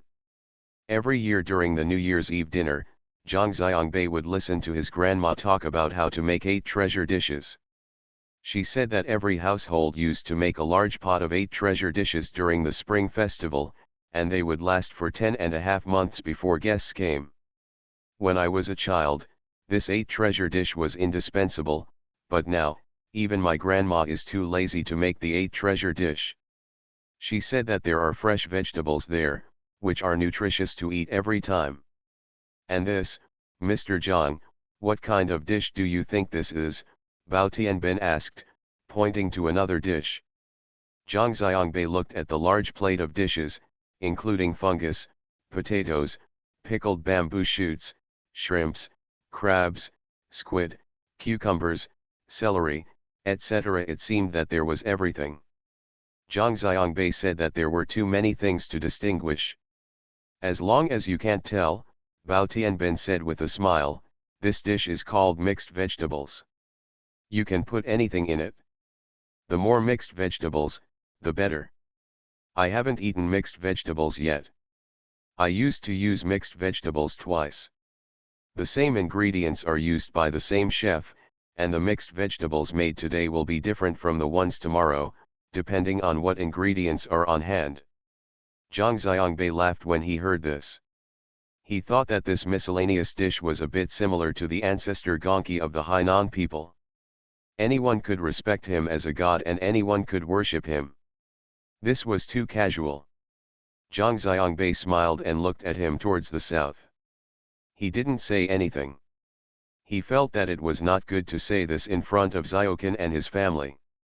Although they couldn't tell clearly, they were worshipping what ancestors, but it's always their ancestors, not yours. Although the banquet was very vulgar and had a mountain style, the environment here, including the tableware, were all made of stainless steel plates and basins. The wine was Luzhu Laojiao Kuajiao 1573, which costs more than 800 bottles, which is pretty good here. But it uses disposable plastic cups, just like a food stall, but the dishes are really delicious. Although Zhang Xiangbei was sweating profusely, he still ate with gusto. While they were drinking and eating, vendors kept coming over to sell qingliang and coconuts. Xiangnan asked for a coconut and some qingbuliang. After eating qingbuliang in the woods in midsummer, Xiangnan thought it could be used. Zhang Xiangbei's words were so refreshing. After eating until about 1 o'clock, I was full of wine and rice. The rice was chicken oil rice. Xiangnan kept shouting, delicious, delicious, this meal is so delicious. The people in the woods left the table in twos and threes and walked to the open space in front of the Gong temple. At this time, the sun was not as fierce as before at noon. Bao Tianbin looked over there and asked Xiaoqin. Ready to start? Xiaoqin nodded and said, it's begun. Zhang Xiangbei and Xiangnan didn't know what they were talking about at first. However, Bao Tianbin told them to leave and let us go over to watch the fun. They still stood up and followed them. They walked to the edge of the woods and stopped. The sun was shining brightly in the open space. Yes, there were a lot of people. The sun and the smell were a bit unbearable, so they didn't move forward into the open space and just stood here and watched. The third father came out of nowhere, stood in front of the shrine, recited another spell, and immediately got out of the way. Someone in the crowd screamed ah, and everyone looked over. A young man started dancing with some funny movements. Zhang Xiangbei looked like he was breakdancing. Bao Tianbin said to them, this is Gongzu's upper body. In front of the young man, everyone moved out of the way. The young man closed his eyes and danced forward. When he reached the shrine, he turned around and continued dancing, as if he was sleepwalking. Someone screamed ah, again, and the crowd became commotion. Zhang Xiangbei and the others saw that this time it was a little girl with disheveled hair. At first, she kept shaking her head. Then he stretched out his hands and kept grabbing something in the air, with his eyes closed. Another top. Xiaoqin said that Zhang Xiangbei almost laughed. He thought that in such a hot weather, Gongzu would not be idle. He was really busy. After doing this and that, he would also use the clone technique. Someone was pulling the girl, her head was still shaking like a rattle, her hands kept grabbing in the air, as if she wanted to grab something to her chest, her feet were raised very high, and she stepped on them, as if stepping on something.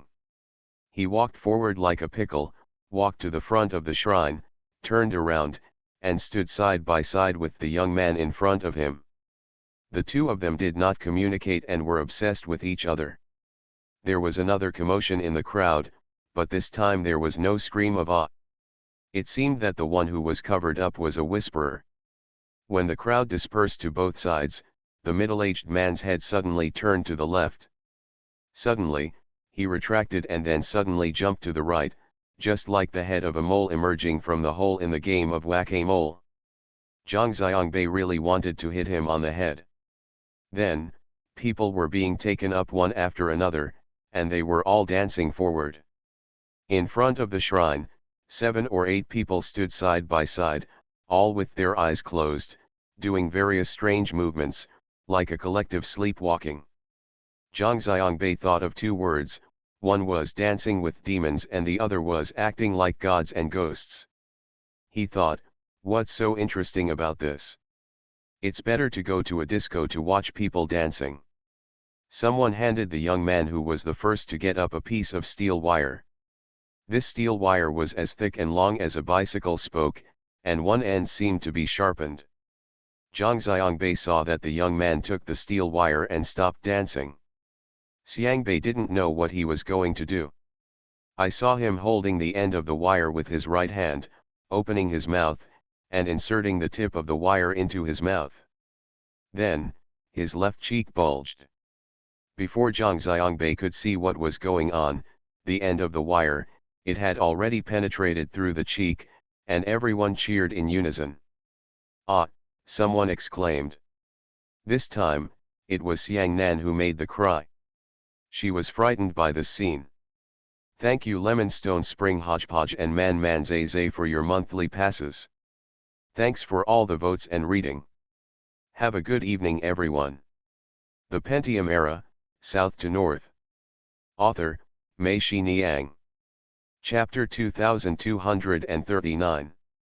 Someone walked up with 10 and 20 yuan banknotes, threaded the money on the wire, and then handed a piece of yellow paper in his hand to the young man.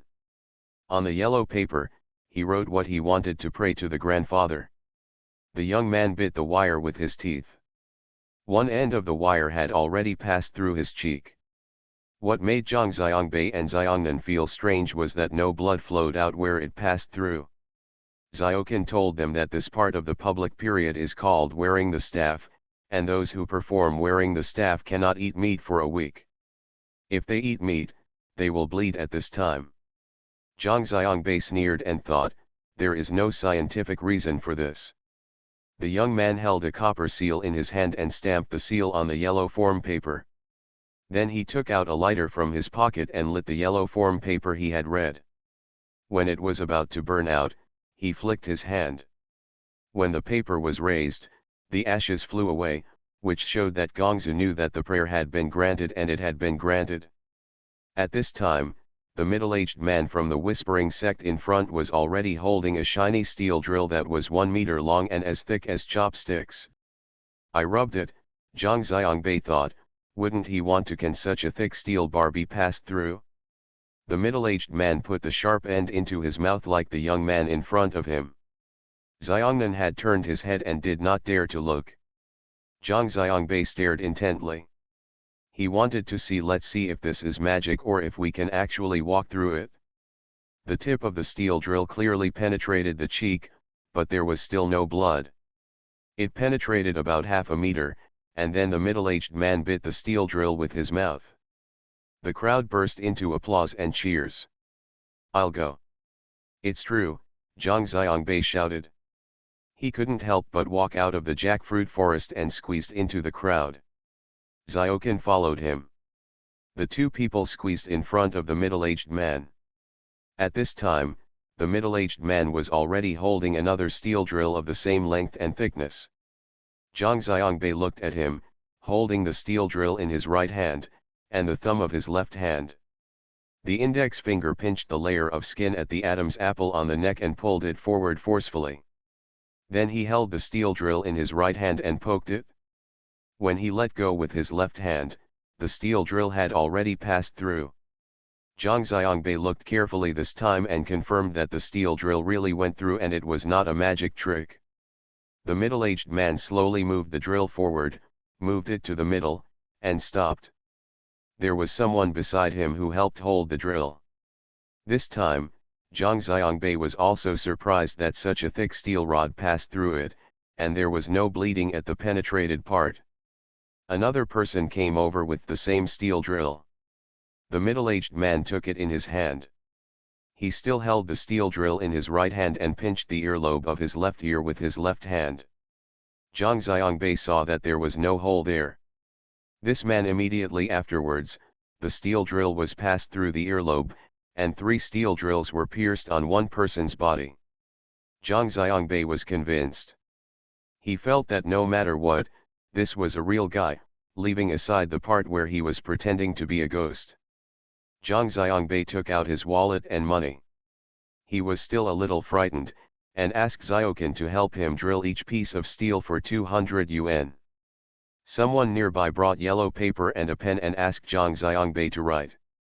Zhang Xiangbei was still confused and wrote, "I wish the whole family good health," and handed it to the person. The man handed the yellow form paper to the middle-aged man. The middle-aged man held a steel drill in his mouth.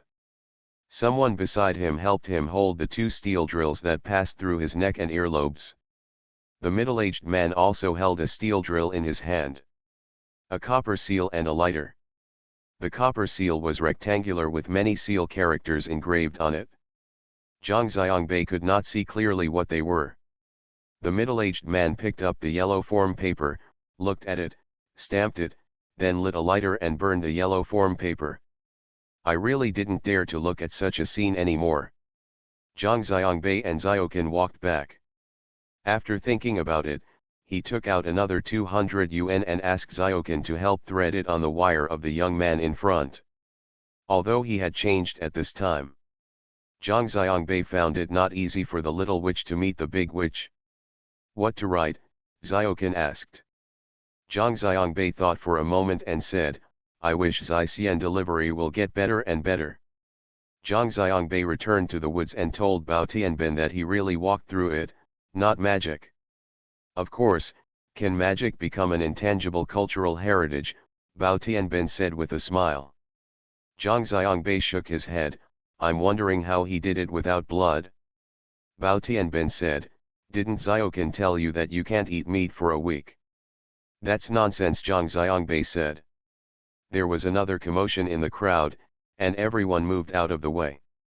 A middle-aged man did not dance, but half closed his eyes, shaking his head and walking forward. At this time, the crowd burst into applause. Bao Tianbin he laughed and said to Zhang Xiangbei, "Here comes the main event." At this time, Zhang Xiangbei saw 4 young men coming over with a shiny steel drill 6 to 7 meters long and as thick as a finger on their shoulders. Zhang Xiangbei shouted, "I'll go, don't you want to wear this one too?" "Of course, this is the highest level of wearing a stick." Bao Tianbin said with a smile. Xiangnan became bolder at this time, and couldn't help but be curious. She didn't turn around, but held Zhang Xiangbei's hand tightly with her hand, and looked over there. The 4 young men lifted the steel drill on their shoulders into their hands.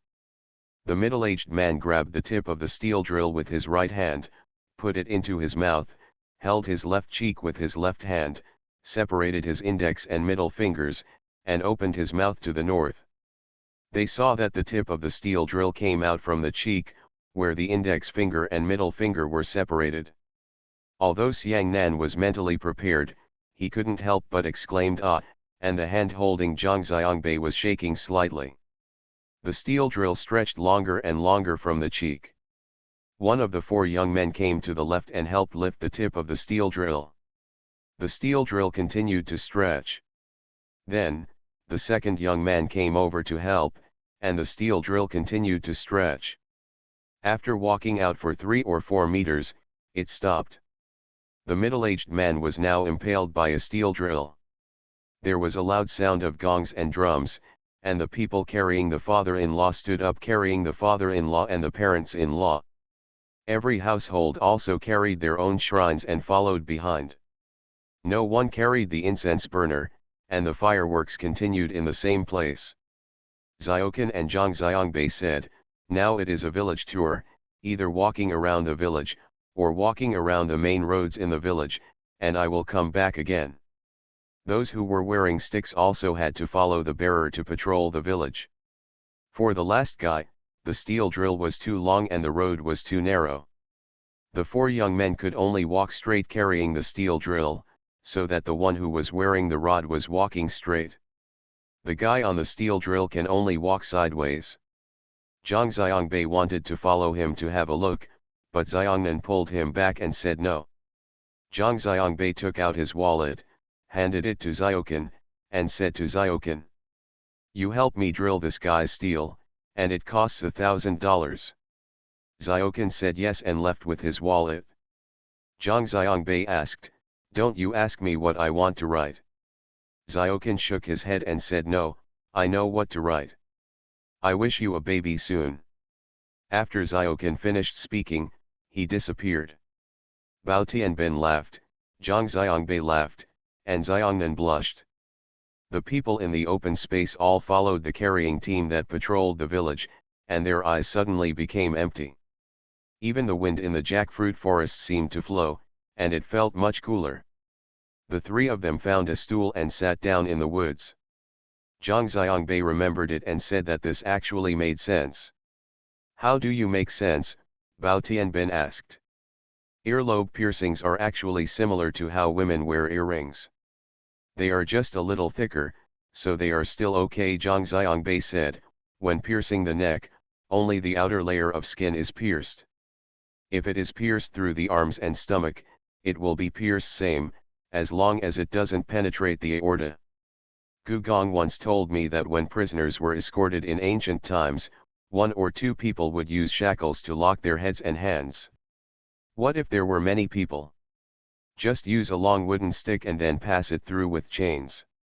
The prisoner's clavicle was locked to this long wooden stick, strung together in a string, and he had to act in unison before he could leave, so he couldn't escape at all.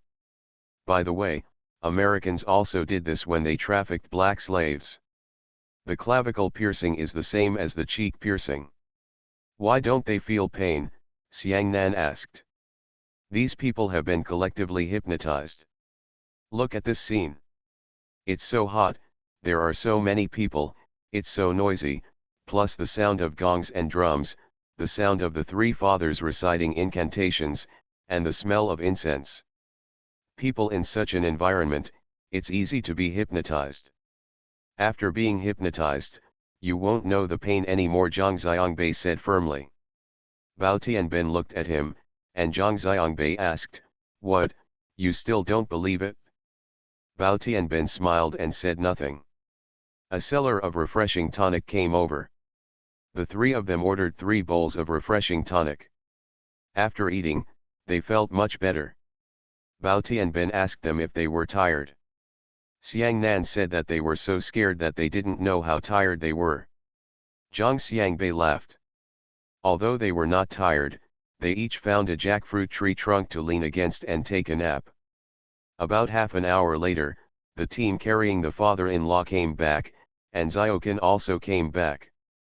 The father-in-law and the father-in-law returned to their places, and the shrines in each household returned to their original positions. The third father-in-law took the incense to pay homage. The father-in-law and his mother-in-law paid their respects and put the incense into the incense burner. Then, he walked up to those who were wearing sticks and muttered something. Xiaokan and Zhang Xiangbei said that they were ready to draw out the staff. Extracting the staff was more difficult than threading the staff through. It would be very painful for people with poor skills, and some people even fainted from the pain on the spot. That's for sure. After walking around the village for so long, these people have all woken up. They are not in a hypnotic state now. They can actually feel the pain. When the steel drill is pulled out, of course it will only hurt more. Zhang Xiangbei said he felt he had solved the case. Xiaokan didn't know what Zhang Xiangbei was talking about. He looked at Bao Tianbin, who smiled but still didn't say anything. At the beginning of drawing out the staff, when the steel drill twitched, it was obvious that they were all in pain, but they tried their best to pretend to be very relaxed. One hand was holding a handful of incense burner ashes and a piece of yellow paper. When the solder came out of the cheek, I immediately wiped the incense burner ashes on it, and then pressed the wound with yellow paper. Thank you for the reward from Xiao Sheng, who is only 48 years old, Brokeback Mountain, Baby Tin Soldier, 1 up and 2 fishes, reading books every day, ranked third from top, and it's past 3 o'clock in the middle of the night. Thank you for your monthly votes from Xiao Shen Ni and Fang 48, Confucius, Wang Konghua, Wang San Tung, Void Broken Dreams, On the Road, Tian Tian. Thanks for all the votes and reading. It's an eventful spring and I wish you all good health. You are listening to Novels at Bless Up channel. Wish you happiness and luck. Please subscribe to receive new novels. How do you feel about this novel? Please like and leave a comment. The Pentium Era, South to North. Author, Mei Shi Niang. Chapter 2240. A few young men took baskets of charcoal and poured it into the center of the field, forming a hill. Then someone took a bucket of gasoline and poured it on the charcoal. Then he lit a match and threw it on the pile of charcoal. There was a pop sound from the pile, and flames burst out. This pile of charcoal was quickly ignited. During the day, not much open flame could be seen, and the surface was covered with a layer of white ash. However, you could see that the air above this pile of charcoal was burned and was shaking slightly. Just like a string, the bough trembles just after passing by. The third father stood in front of the charcoal fire, chanting a spell. He took off his shoes and was barefoot. Beside him, many people lined up in a long queue. They also took off their shoes and left them bare. Put your feet on. What are they going to do? Zhang Xiangbei asked. Cross the volcano, Xiaoqin said. Just walking across this charcoal fire, barefoot, Zhang Xiangbei asked. Yes, Xiaoqin said, follow the third father and walk over and over again until the pile of charcoal fire goes out. How is that possible? Zhang Xiangbei was surprised and asked, what's the significance of this fire? Xiaoqin scratched his head and said, it seems to be an ordinary charcoal fire. When we were young, we used to steal the charcoal during public holidays to roast sweet potatoes. You can also use it as a side stove.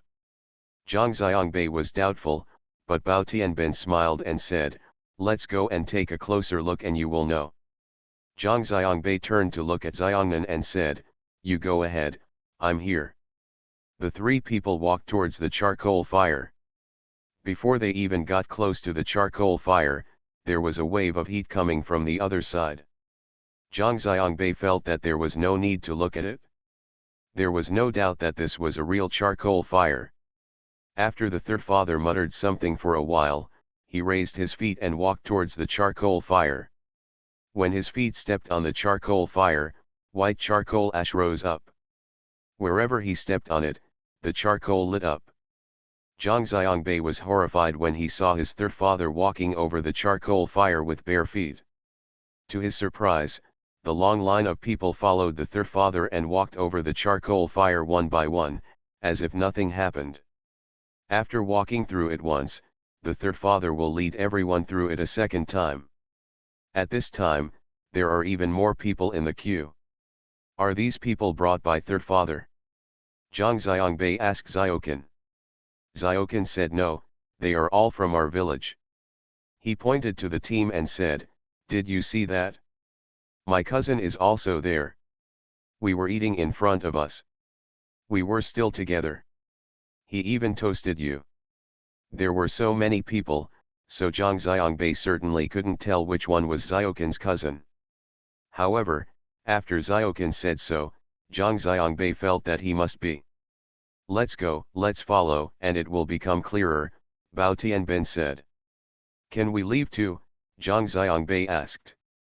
Of course, anyone can leave, as long as they follow the third father, Bao Tianbin said.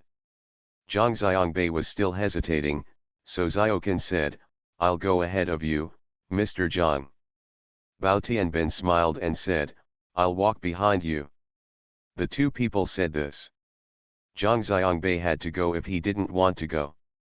Besides, he was really curious about this. Such a big pile of charcoal fires was no more than enough to make iron in a blacksmith shop.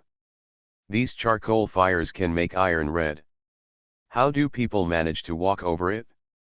The three of them walked back to the woods and took off their shoes. Xiongnan was shocked when he heard that Zhang Xiangbei was also going to walk by the fire. She was about to say something when Xiaoqin said, "Don't worry, nothing will happen here. I walk in front of Mr. Zhang." The three fathers over there had already passed the fire, and the team started to move. The three people ran over and queued up at the back of the team. Soon, many more people lined up behind them. Zhang Xiangbei was extremely nervous, but when he saw that there were so many people in front of him, especially Xiaoqin who was the one in front of him, he felt a little relieved, even though those people in front of him were all supported by his third father. Xiaoqin will not be, Zhang Xiangbei firmly believes this. Everyone who has been to the volcano hesitates before the fire, but as soon as they step onto the fire, they move very quickly. They walk over in 3 or 4 steps. After walking over, they subconsciously lift the soles of their feet to take a look. Someone beside the fire was reminding me, "Don't panic, don't panic, don't fall." Zhang Xiangbei couldn't imagine what would happen if he accidentally fell into the fire. When he thought about this, he became nervous again. Soon it was Xiaoqin's turn. Xiaoqin walked over quickly. Zhang Xiangbei stood in front of the fire, feeling the heat on his face and afraid to take a step forward. "Let's go, Mr. Zhang, there are so many people waiting behind," Bao Tianbin urged from behind. Zhang Xiangbei gritted his teeth, closed his eyes and took a step forward. Soon, he felt that the soles of his feet touched the charcoal fire on the ground. The charcoal fire was very hot and a little bit harsh on his feet. The heat was very similar to walking on asphalt with bare feet in summer. From the scene on the road, Zhang Xiangbei understood that the people who were crossing the volcano in front of them were not moving fast, but that their feet could not stay in the same place for a long time. Zhang Xiangbei's feet didn't seem to obey his command, and he started running on the charcoal fire. Before he understood what was going on, he had already passed the volcano. When he realized that he had come over, Zhang Xiangbei's first reaction was, lifting his feet to look, he saw that the soles of his feet were red, but they were fine and not burned. Zhang Xiangbei looked back and saw that Bao Tianbin had come over and was smiling at him. "This is humming amazing. How is it possible?" "How is it?" Bao Tianbin asked. "It doesn't make sense," Zhang Xiangbei said. Bao Tianbin and Xiaoqin laughed, and Bao Tianbin asked, "Do you want to go again?" Zhang Xiangbei quickly shook his head and said no, he felt that he was lucky to come here this time. The three of them walked back to the woods. When they saw Xiangnan, his face was red and he was about to cry. When they saw Zhang Xiangbei, they cursed. "I'm so nervous. Are you really going to leave?" Zhang Xiangbei chuckled, "You can really come here." "How do you feel, Mr. Zhang?" Bao Tianbin asked. "It feels like walking barefoot on the asphalt road in the summer. The asphalt road is very hot and seems to be full of stones. It is uneven and very harsh on the feet," Zhang Xiangbei said. "So, were you hypnotized just now?" Bao Tianbin asked, and Zhang Xiangbei was stunned. At almost 5 o'clock, the part of crossing the volcano was over. Xiaoqin left them to have dinner, saying that there would be a public performance to watch in the evening. Today's public performance was hosted by Ling Ao's puppet theater troupe. "You can also stay at home at night," Xiaoqin told them. Ling Ao Puppet Show is a rare opera unique to Hainan and rare in the world. It is also a national intangible cultural heritage. Puppet shows in other places are performed by actors hiding under the stage or behind the curtain to control puppets. In Ling Ao Puppet Show, actors hold puppets and go on stage together. The actors also put on makeup, and the puppets perform the same thing. The characters use the rich facial expressions and body language of the actors to make up for the lack of single expressions of the puppets. Xiangnan really wanted to take a look, but he felt that his body was already smelly, he had sweated too much, and his body seemed to be covered with a layer of salt crust when it was wet or dry. At this time, he eagerly thought of the air conditioner. In the car, eager to take a shower, Zhang Xiangbei and Bao Tianbin, after walking through the volcano, felt that their interest had run out. The three of them said goodbye to Xiaoqin and embarked on the road back to Sanya. Along the way, Zhang Xiangbei was always puzzled that he could actually walk through the pile of charcoal fire. He asked Bao Tianbin, and Bao Tianbin said, "I really don't know this. I have asked many people, but no one said. Those who can tell it clearly should know it, but this seems to be a secret of their profession and they will not tell outsiders." Yes, if everyone knew that passing the volcano is not attractive, no one would go there and leave, Zhang Xiangbei said. It was already past 7 o'clock in the evening when we arrived at the World Tropical Botanical Garden Hotel. This time, Zhang Xiangbei opened a room for Bao Tianbin without any explanation and asked the waiter to bring him a set of island clothes. He said to Bao Tianbin, "Take a shower first. Come up here after the shower. If you don't go out tonight, we'll have dinner on the terrace above." Bao Tianbin could only obey his orders. Bao Tianbin finished taking a shower and put on an island uniform. He thought to himself that Zhang Xiangbei and the others were two people and should spend more time than him. He was not in a hurry to get up, but sat on the rattan sofa in the room. Next, while smoking, he picked up the phone and called back to Heiken to contact the vice president who stayed behind in the company. After making the call and calculating that the time was almost up, Bao Tianbin went out and walked up instead of taking the electric car. Halfway through, Zhang Xiangbei called and asked, "Why are you taking so long to take a shower?" Bao Tianbin smiled and said, "It's been over a long time ago. I'll leave some time for you to be affectionate." Zhang Xiangbei scolded, "I'm almost exhausted, I'm so in love, hurry up, I'm hungry." "Okay, I'm already halfway there," Bao Tianbin said. Bao Tianbin arrived at Zhang Xiangbei's villa.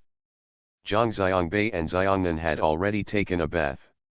Even the food and wine had been ordered and served, and a table was set up on the terrace. Zhang Xiangbei asked Bao Tianbin to sit down, and the three of them started eating.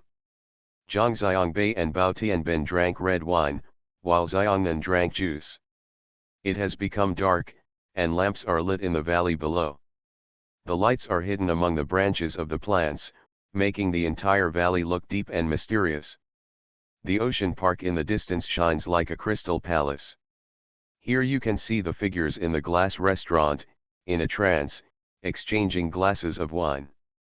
The moon rose, casting a silver light on the sea further away. "It's so beautiful here," Bao Tianbin exclaimed. The two of them drank a bottle of red wine, and Xiangnan opened the second bottle for them. Zhang Xiangbei raised his glass and touched it with Bao Tianbin, saying, "Thank you, Lao Bao, for your hard work." Bao Tianbin smiled and said, "Why is it so hard? It's just fun." "What's so hard about playing?" Zhang Xiangbei said, "You have been with us for 2 days. You don't need to accompany us anymore tomorrow. There are so many things going on in the company, how can you stay away?" "That won't work," Bao Tianbin said, "while you are here, I will accompany you. I will control the company's affairs remotely. By the way, accompanying you is also a task given to me by Wu Huan. Mr. Zhang and Feng Captain, if I don't accompany you well, I will be banned by them." Both Zhang Xiangbei and Xiangnan were surprised. Zhang Xiangbei asked, "Who banned you?" "Xiang Evian, Andy Lau and Ding Jianli. We have a work group. They told me in the group that they asked me to accompany you well. If I don't accompany you well, I will be kicked out of the group by them." Wu Huan talked to Zhou Ruyi and Malin and they all support it. Zhang Xiangbei and Xiangnan laughed, and Bao Tianbin said, "I will arrange where you want to go next." Zhang Xiangbei said, "I want to visit the century-old bull market in Ding'an, and I also want to visit Kayangshong." Bao Tianbin said, "Yes, no problem. Thank you Zongkai 727 and Shiya 535103 for your monthly votes. Thanks for all the votes and reading. Have a good evening everyone." The Pentium era, south to north. Author, Mei Shi Niang. Chapter 2241. Tan Shahen came to Zhang Chen and told him, Wen Wen and Qian both believe in you, can you help them to let Lu Wenqian stay? What are you thinking, Tan Shahen, maternal love is overflowing, Zhang Chen said. No, I really like Lu Wenqian, Tan Shahen said. If you like someone, you have to give it up to you. What's the point? Zhang Chen asked. Oh, what are you talking about? I think Lu Wenqian is too cute and smart. For such a smart and cute girl, living in Hangzhou is no better than living in that ravine, Tan Shahen shouted. Tan Shahen, don't forget, you and I, and Pol, all grew up in the mountains and valleys. Is it too late? We are worse than people from Hangzhou and Shanghai, Zhang Chen asked unconvinced. That was then, and now is now. Why are you so old-fashioned, so confused? Tan Shahen scolded. Look at the hospitals in Yongchen now. Are there any good doctors? The good doctors have all been replaced by those in Hangzhou. Big hospitals have poached them. Are there any good teachers left in schools in Yongchen? Aren't all good teachers poached by schools in Hangcheng? Not to mention other things, in our Jingxiu school, which teacher was not the top teacher in his own school? Now resources are being concentrated in big cities. This was what happened when we were young. Is the flow of talents and poaching as great as it is now? At that time, people from schools in a small town were admitted to Peking University and Tsinghua University every year. Now look at all the people in Yongchen who can be admitted to Peking University and Tsinghua University who didn't study in Hangcheng, Yongchen Middle School, etc. It has been many years since I was admitted to Peking University and Tsinghua University. In addition, we need to provide quality education, provide extra points for students with special talents, and implement charter school admissions.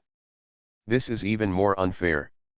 Students in ravines can get extra points for their specialties of pulling pigweeds and helping in the fields. Zhang Chen was choked by Tan Shahen and couldn't argue. He had to admit that what Tan Shahen said was reasonable. Even if Xiaofang and Xiaoshu had not gone to Chongqing but continued to study in their hometown, there is a high probability that they would not have been admitted to Zhejiang University. Heqime, especially Xiaoshu, there is no place to buy oil paints in the countryside. The level of the school's art teacher is worse than Xiaoshu. What can he learn? At that time, resources were concentrated in big cities, and the vast number of towns and villages had been hollowed out in this regard. In recent years, it has become even more so. Not only are capable people unwilling to go back to these counties for employment, but also in these counties, there have been some top-notch people will soon move to big cities. This is true in almost every industry. Tan Shahen sighed, Zhang Chen, the overflowing motherly love you mentioned before is really true. Now that Nanan has been deceived by you Bai Bei, I feel really empty in my heart. Zhang Chen laughed loudly and cursed, I haven't said that Zhang Xiangbei was seduced away by you Xiangnan. Okay, let's not blame anyone. We are all abandoned by them anyway Tan Shahen said, however, when Nanan was as old as Lu Wenqian, I really didn't take care of it. Feng Logui was in charge. Were you in your prime then? Zhang Chen teased. Tan Shahen's face darkened and she said. I was unconvinced and wanted to get ahead. At that time, there was definitely no hope in the troop.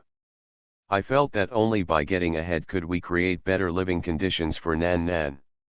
Alas, I don't know that for such a big child, being by her side is what she needs most, and as a result, Nan Nan and I really want to make up for this.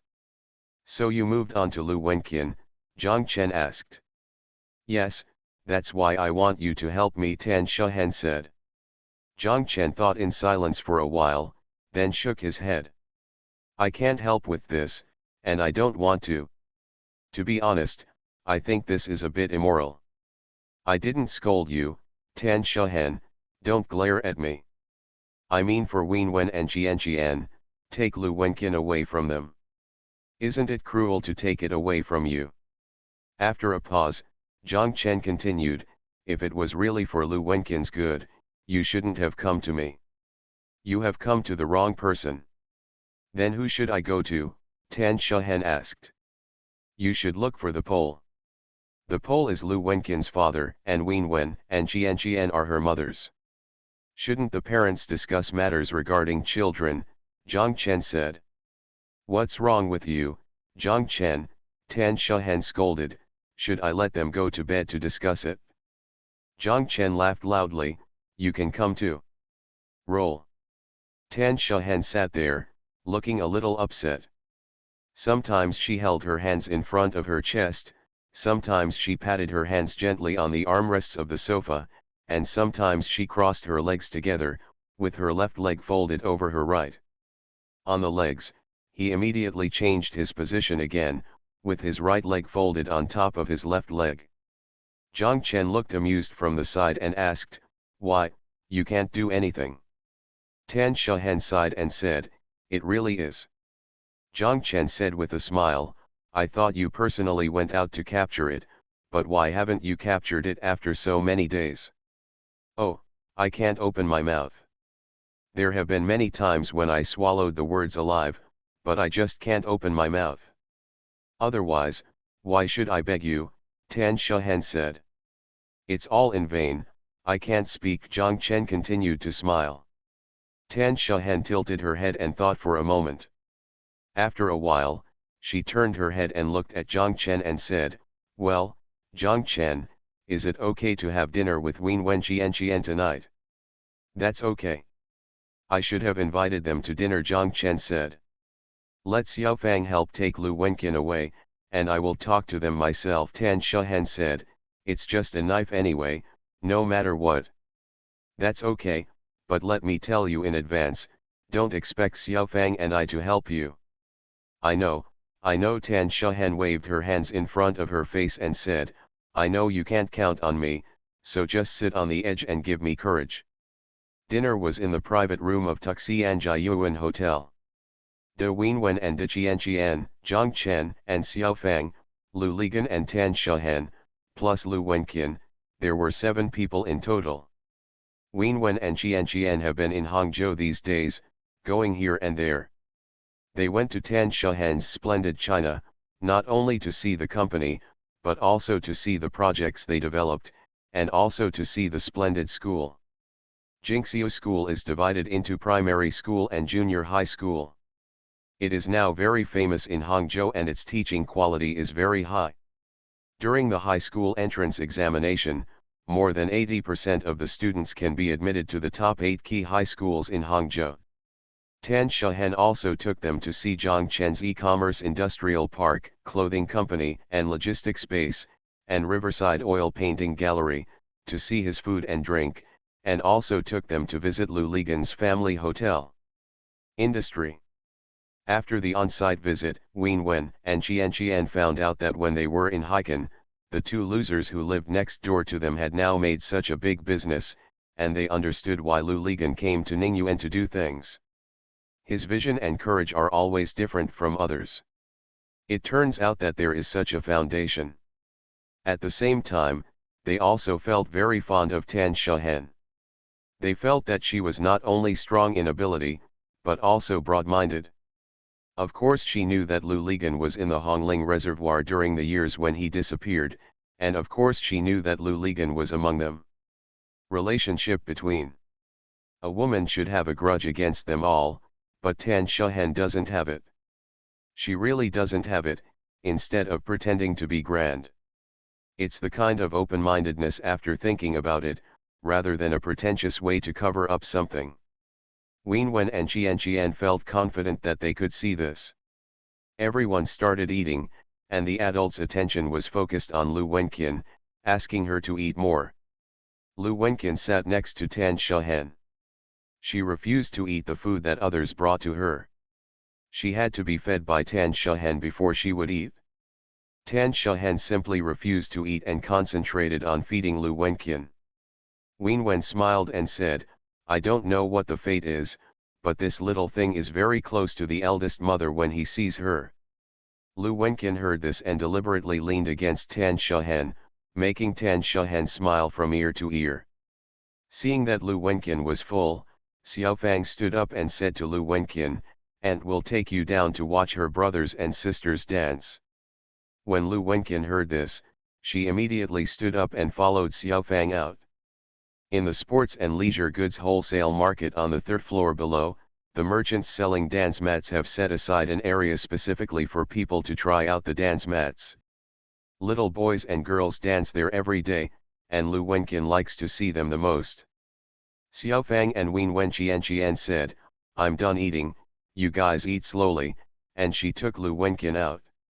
Tan Shahen asked Wen and Qian, "Do you have any plans for Lu Wenqin in the future? Is there a good kindergarten at Hongling Reservoir? You have also seen it in schools. The competition among children nowadays is too fierce. It can be said that the competition starts from kindergarten. Good primary schools have to take exams before entering and select the best. It can be said that if you cannot go to a good primary school, it is difficult to get into a good junior high school. If you can't get into a good junior high school, you won't be able to get into a key high school. If you can't get into a key high school, there's basically no chance of getting into a good university. Do you know what is the admission ratio between key high schools and ordinary high schools in 985 and 211 schools? Here in Hangzhou, it is a few hundred to 2 points. In other words, as long as you can't get into a key high school, you can go to a good university. Hope was dashed. The quality of teaching is one reason, but it is not the main reason. The most important reason is the source of students. Key high schools are full of children who want to study together. Everyone is competing with each other. You can't succeed even if you don't work hard. Despised by teachers and classmates. In ordinary middle schools, the teachers may be very attentive, but the students are not. They are all middle school students and students below the middle school. Their enthusiasm for early love is more intense than their enthusiasm for studying. There is no competition between classmates. It's about comparing who has better grades, who is better dressed, who has more pocket money, or who has stronger fists. It's simply a competition. I don't mean anything else by saying this. I just think Lu Wenqin has a good talent. After visiting our school that day, the principal called me and said that this child is so smart. As long as he can be nurtured well, he will have a bright future. Of course, if my daughter is not smart, who else is smart? Lu Ligan interrupted Tan Shahen proudly. Thanks to you being her father, Lu Wenqin will go to kindergarten next year at the latest. Have you considered how to train her? Tan Shahen asked. Lu Ligan scratched his head. He looked at Wen and Qian and asked, "Have you considered it, two mothers, what should Lu Wenqin do when she goes to kindergarten?" Wen and Qian looked at each other with a little embarrassment on their faces. Qian said, "Of course they had thought about it, but we didn't think as far as Sister Zhen did." Wen said, "Besides, we are not satisfied with any kindergarten in the ravines of Hongling Reservoir, even if it is placed in Ningyuan County, so we are planning to take Lu Wenqin to Changsha next month to let her first. She needs to adapt to life in the city so that when she goes to kindergarten next year, other children will not think she is from the country and bully her." Tan Shahen nodded and said, "However, the choice of kindergarten is also very important. You must choose a good public kindergarten. You cannot go to private kindergartens, especially those kind of aristocratic kindergartens. When you go to kindergarten, it happens to be the time when a child's worldview begins to form. At this time this experience is particularly important for his future conduct and learning how to get along with others. Some people don't understand anything. If they have a little money, they send their children to some kind of aristocratic kindergarten. They also talk nonsense about how aristocrats should be cultivated from an early age. It's really weird. What is aristocrats? Aristocrats first have noble souls. When you get there, if you grow a kindergarten and stay with a bunch of young masters and princesses, what will happen to you?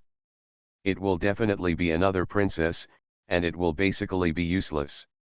Wen Wen and Qian listened and nodded repeatedly. Thank you, Brokeback Mountain, 2 fishes at one time and 2 fishes at one time, and the reward at 3 o'clock in the middle of the night. Thank you for your monthly ticket. 4 + 1 = 5.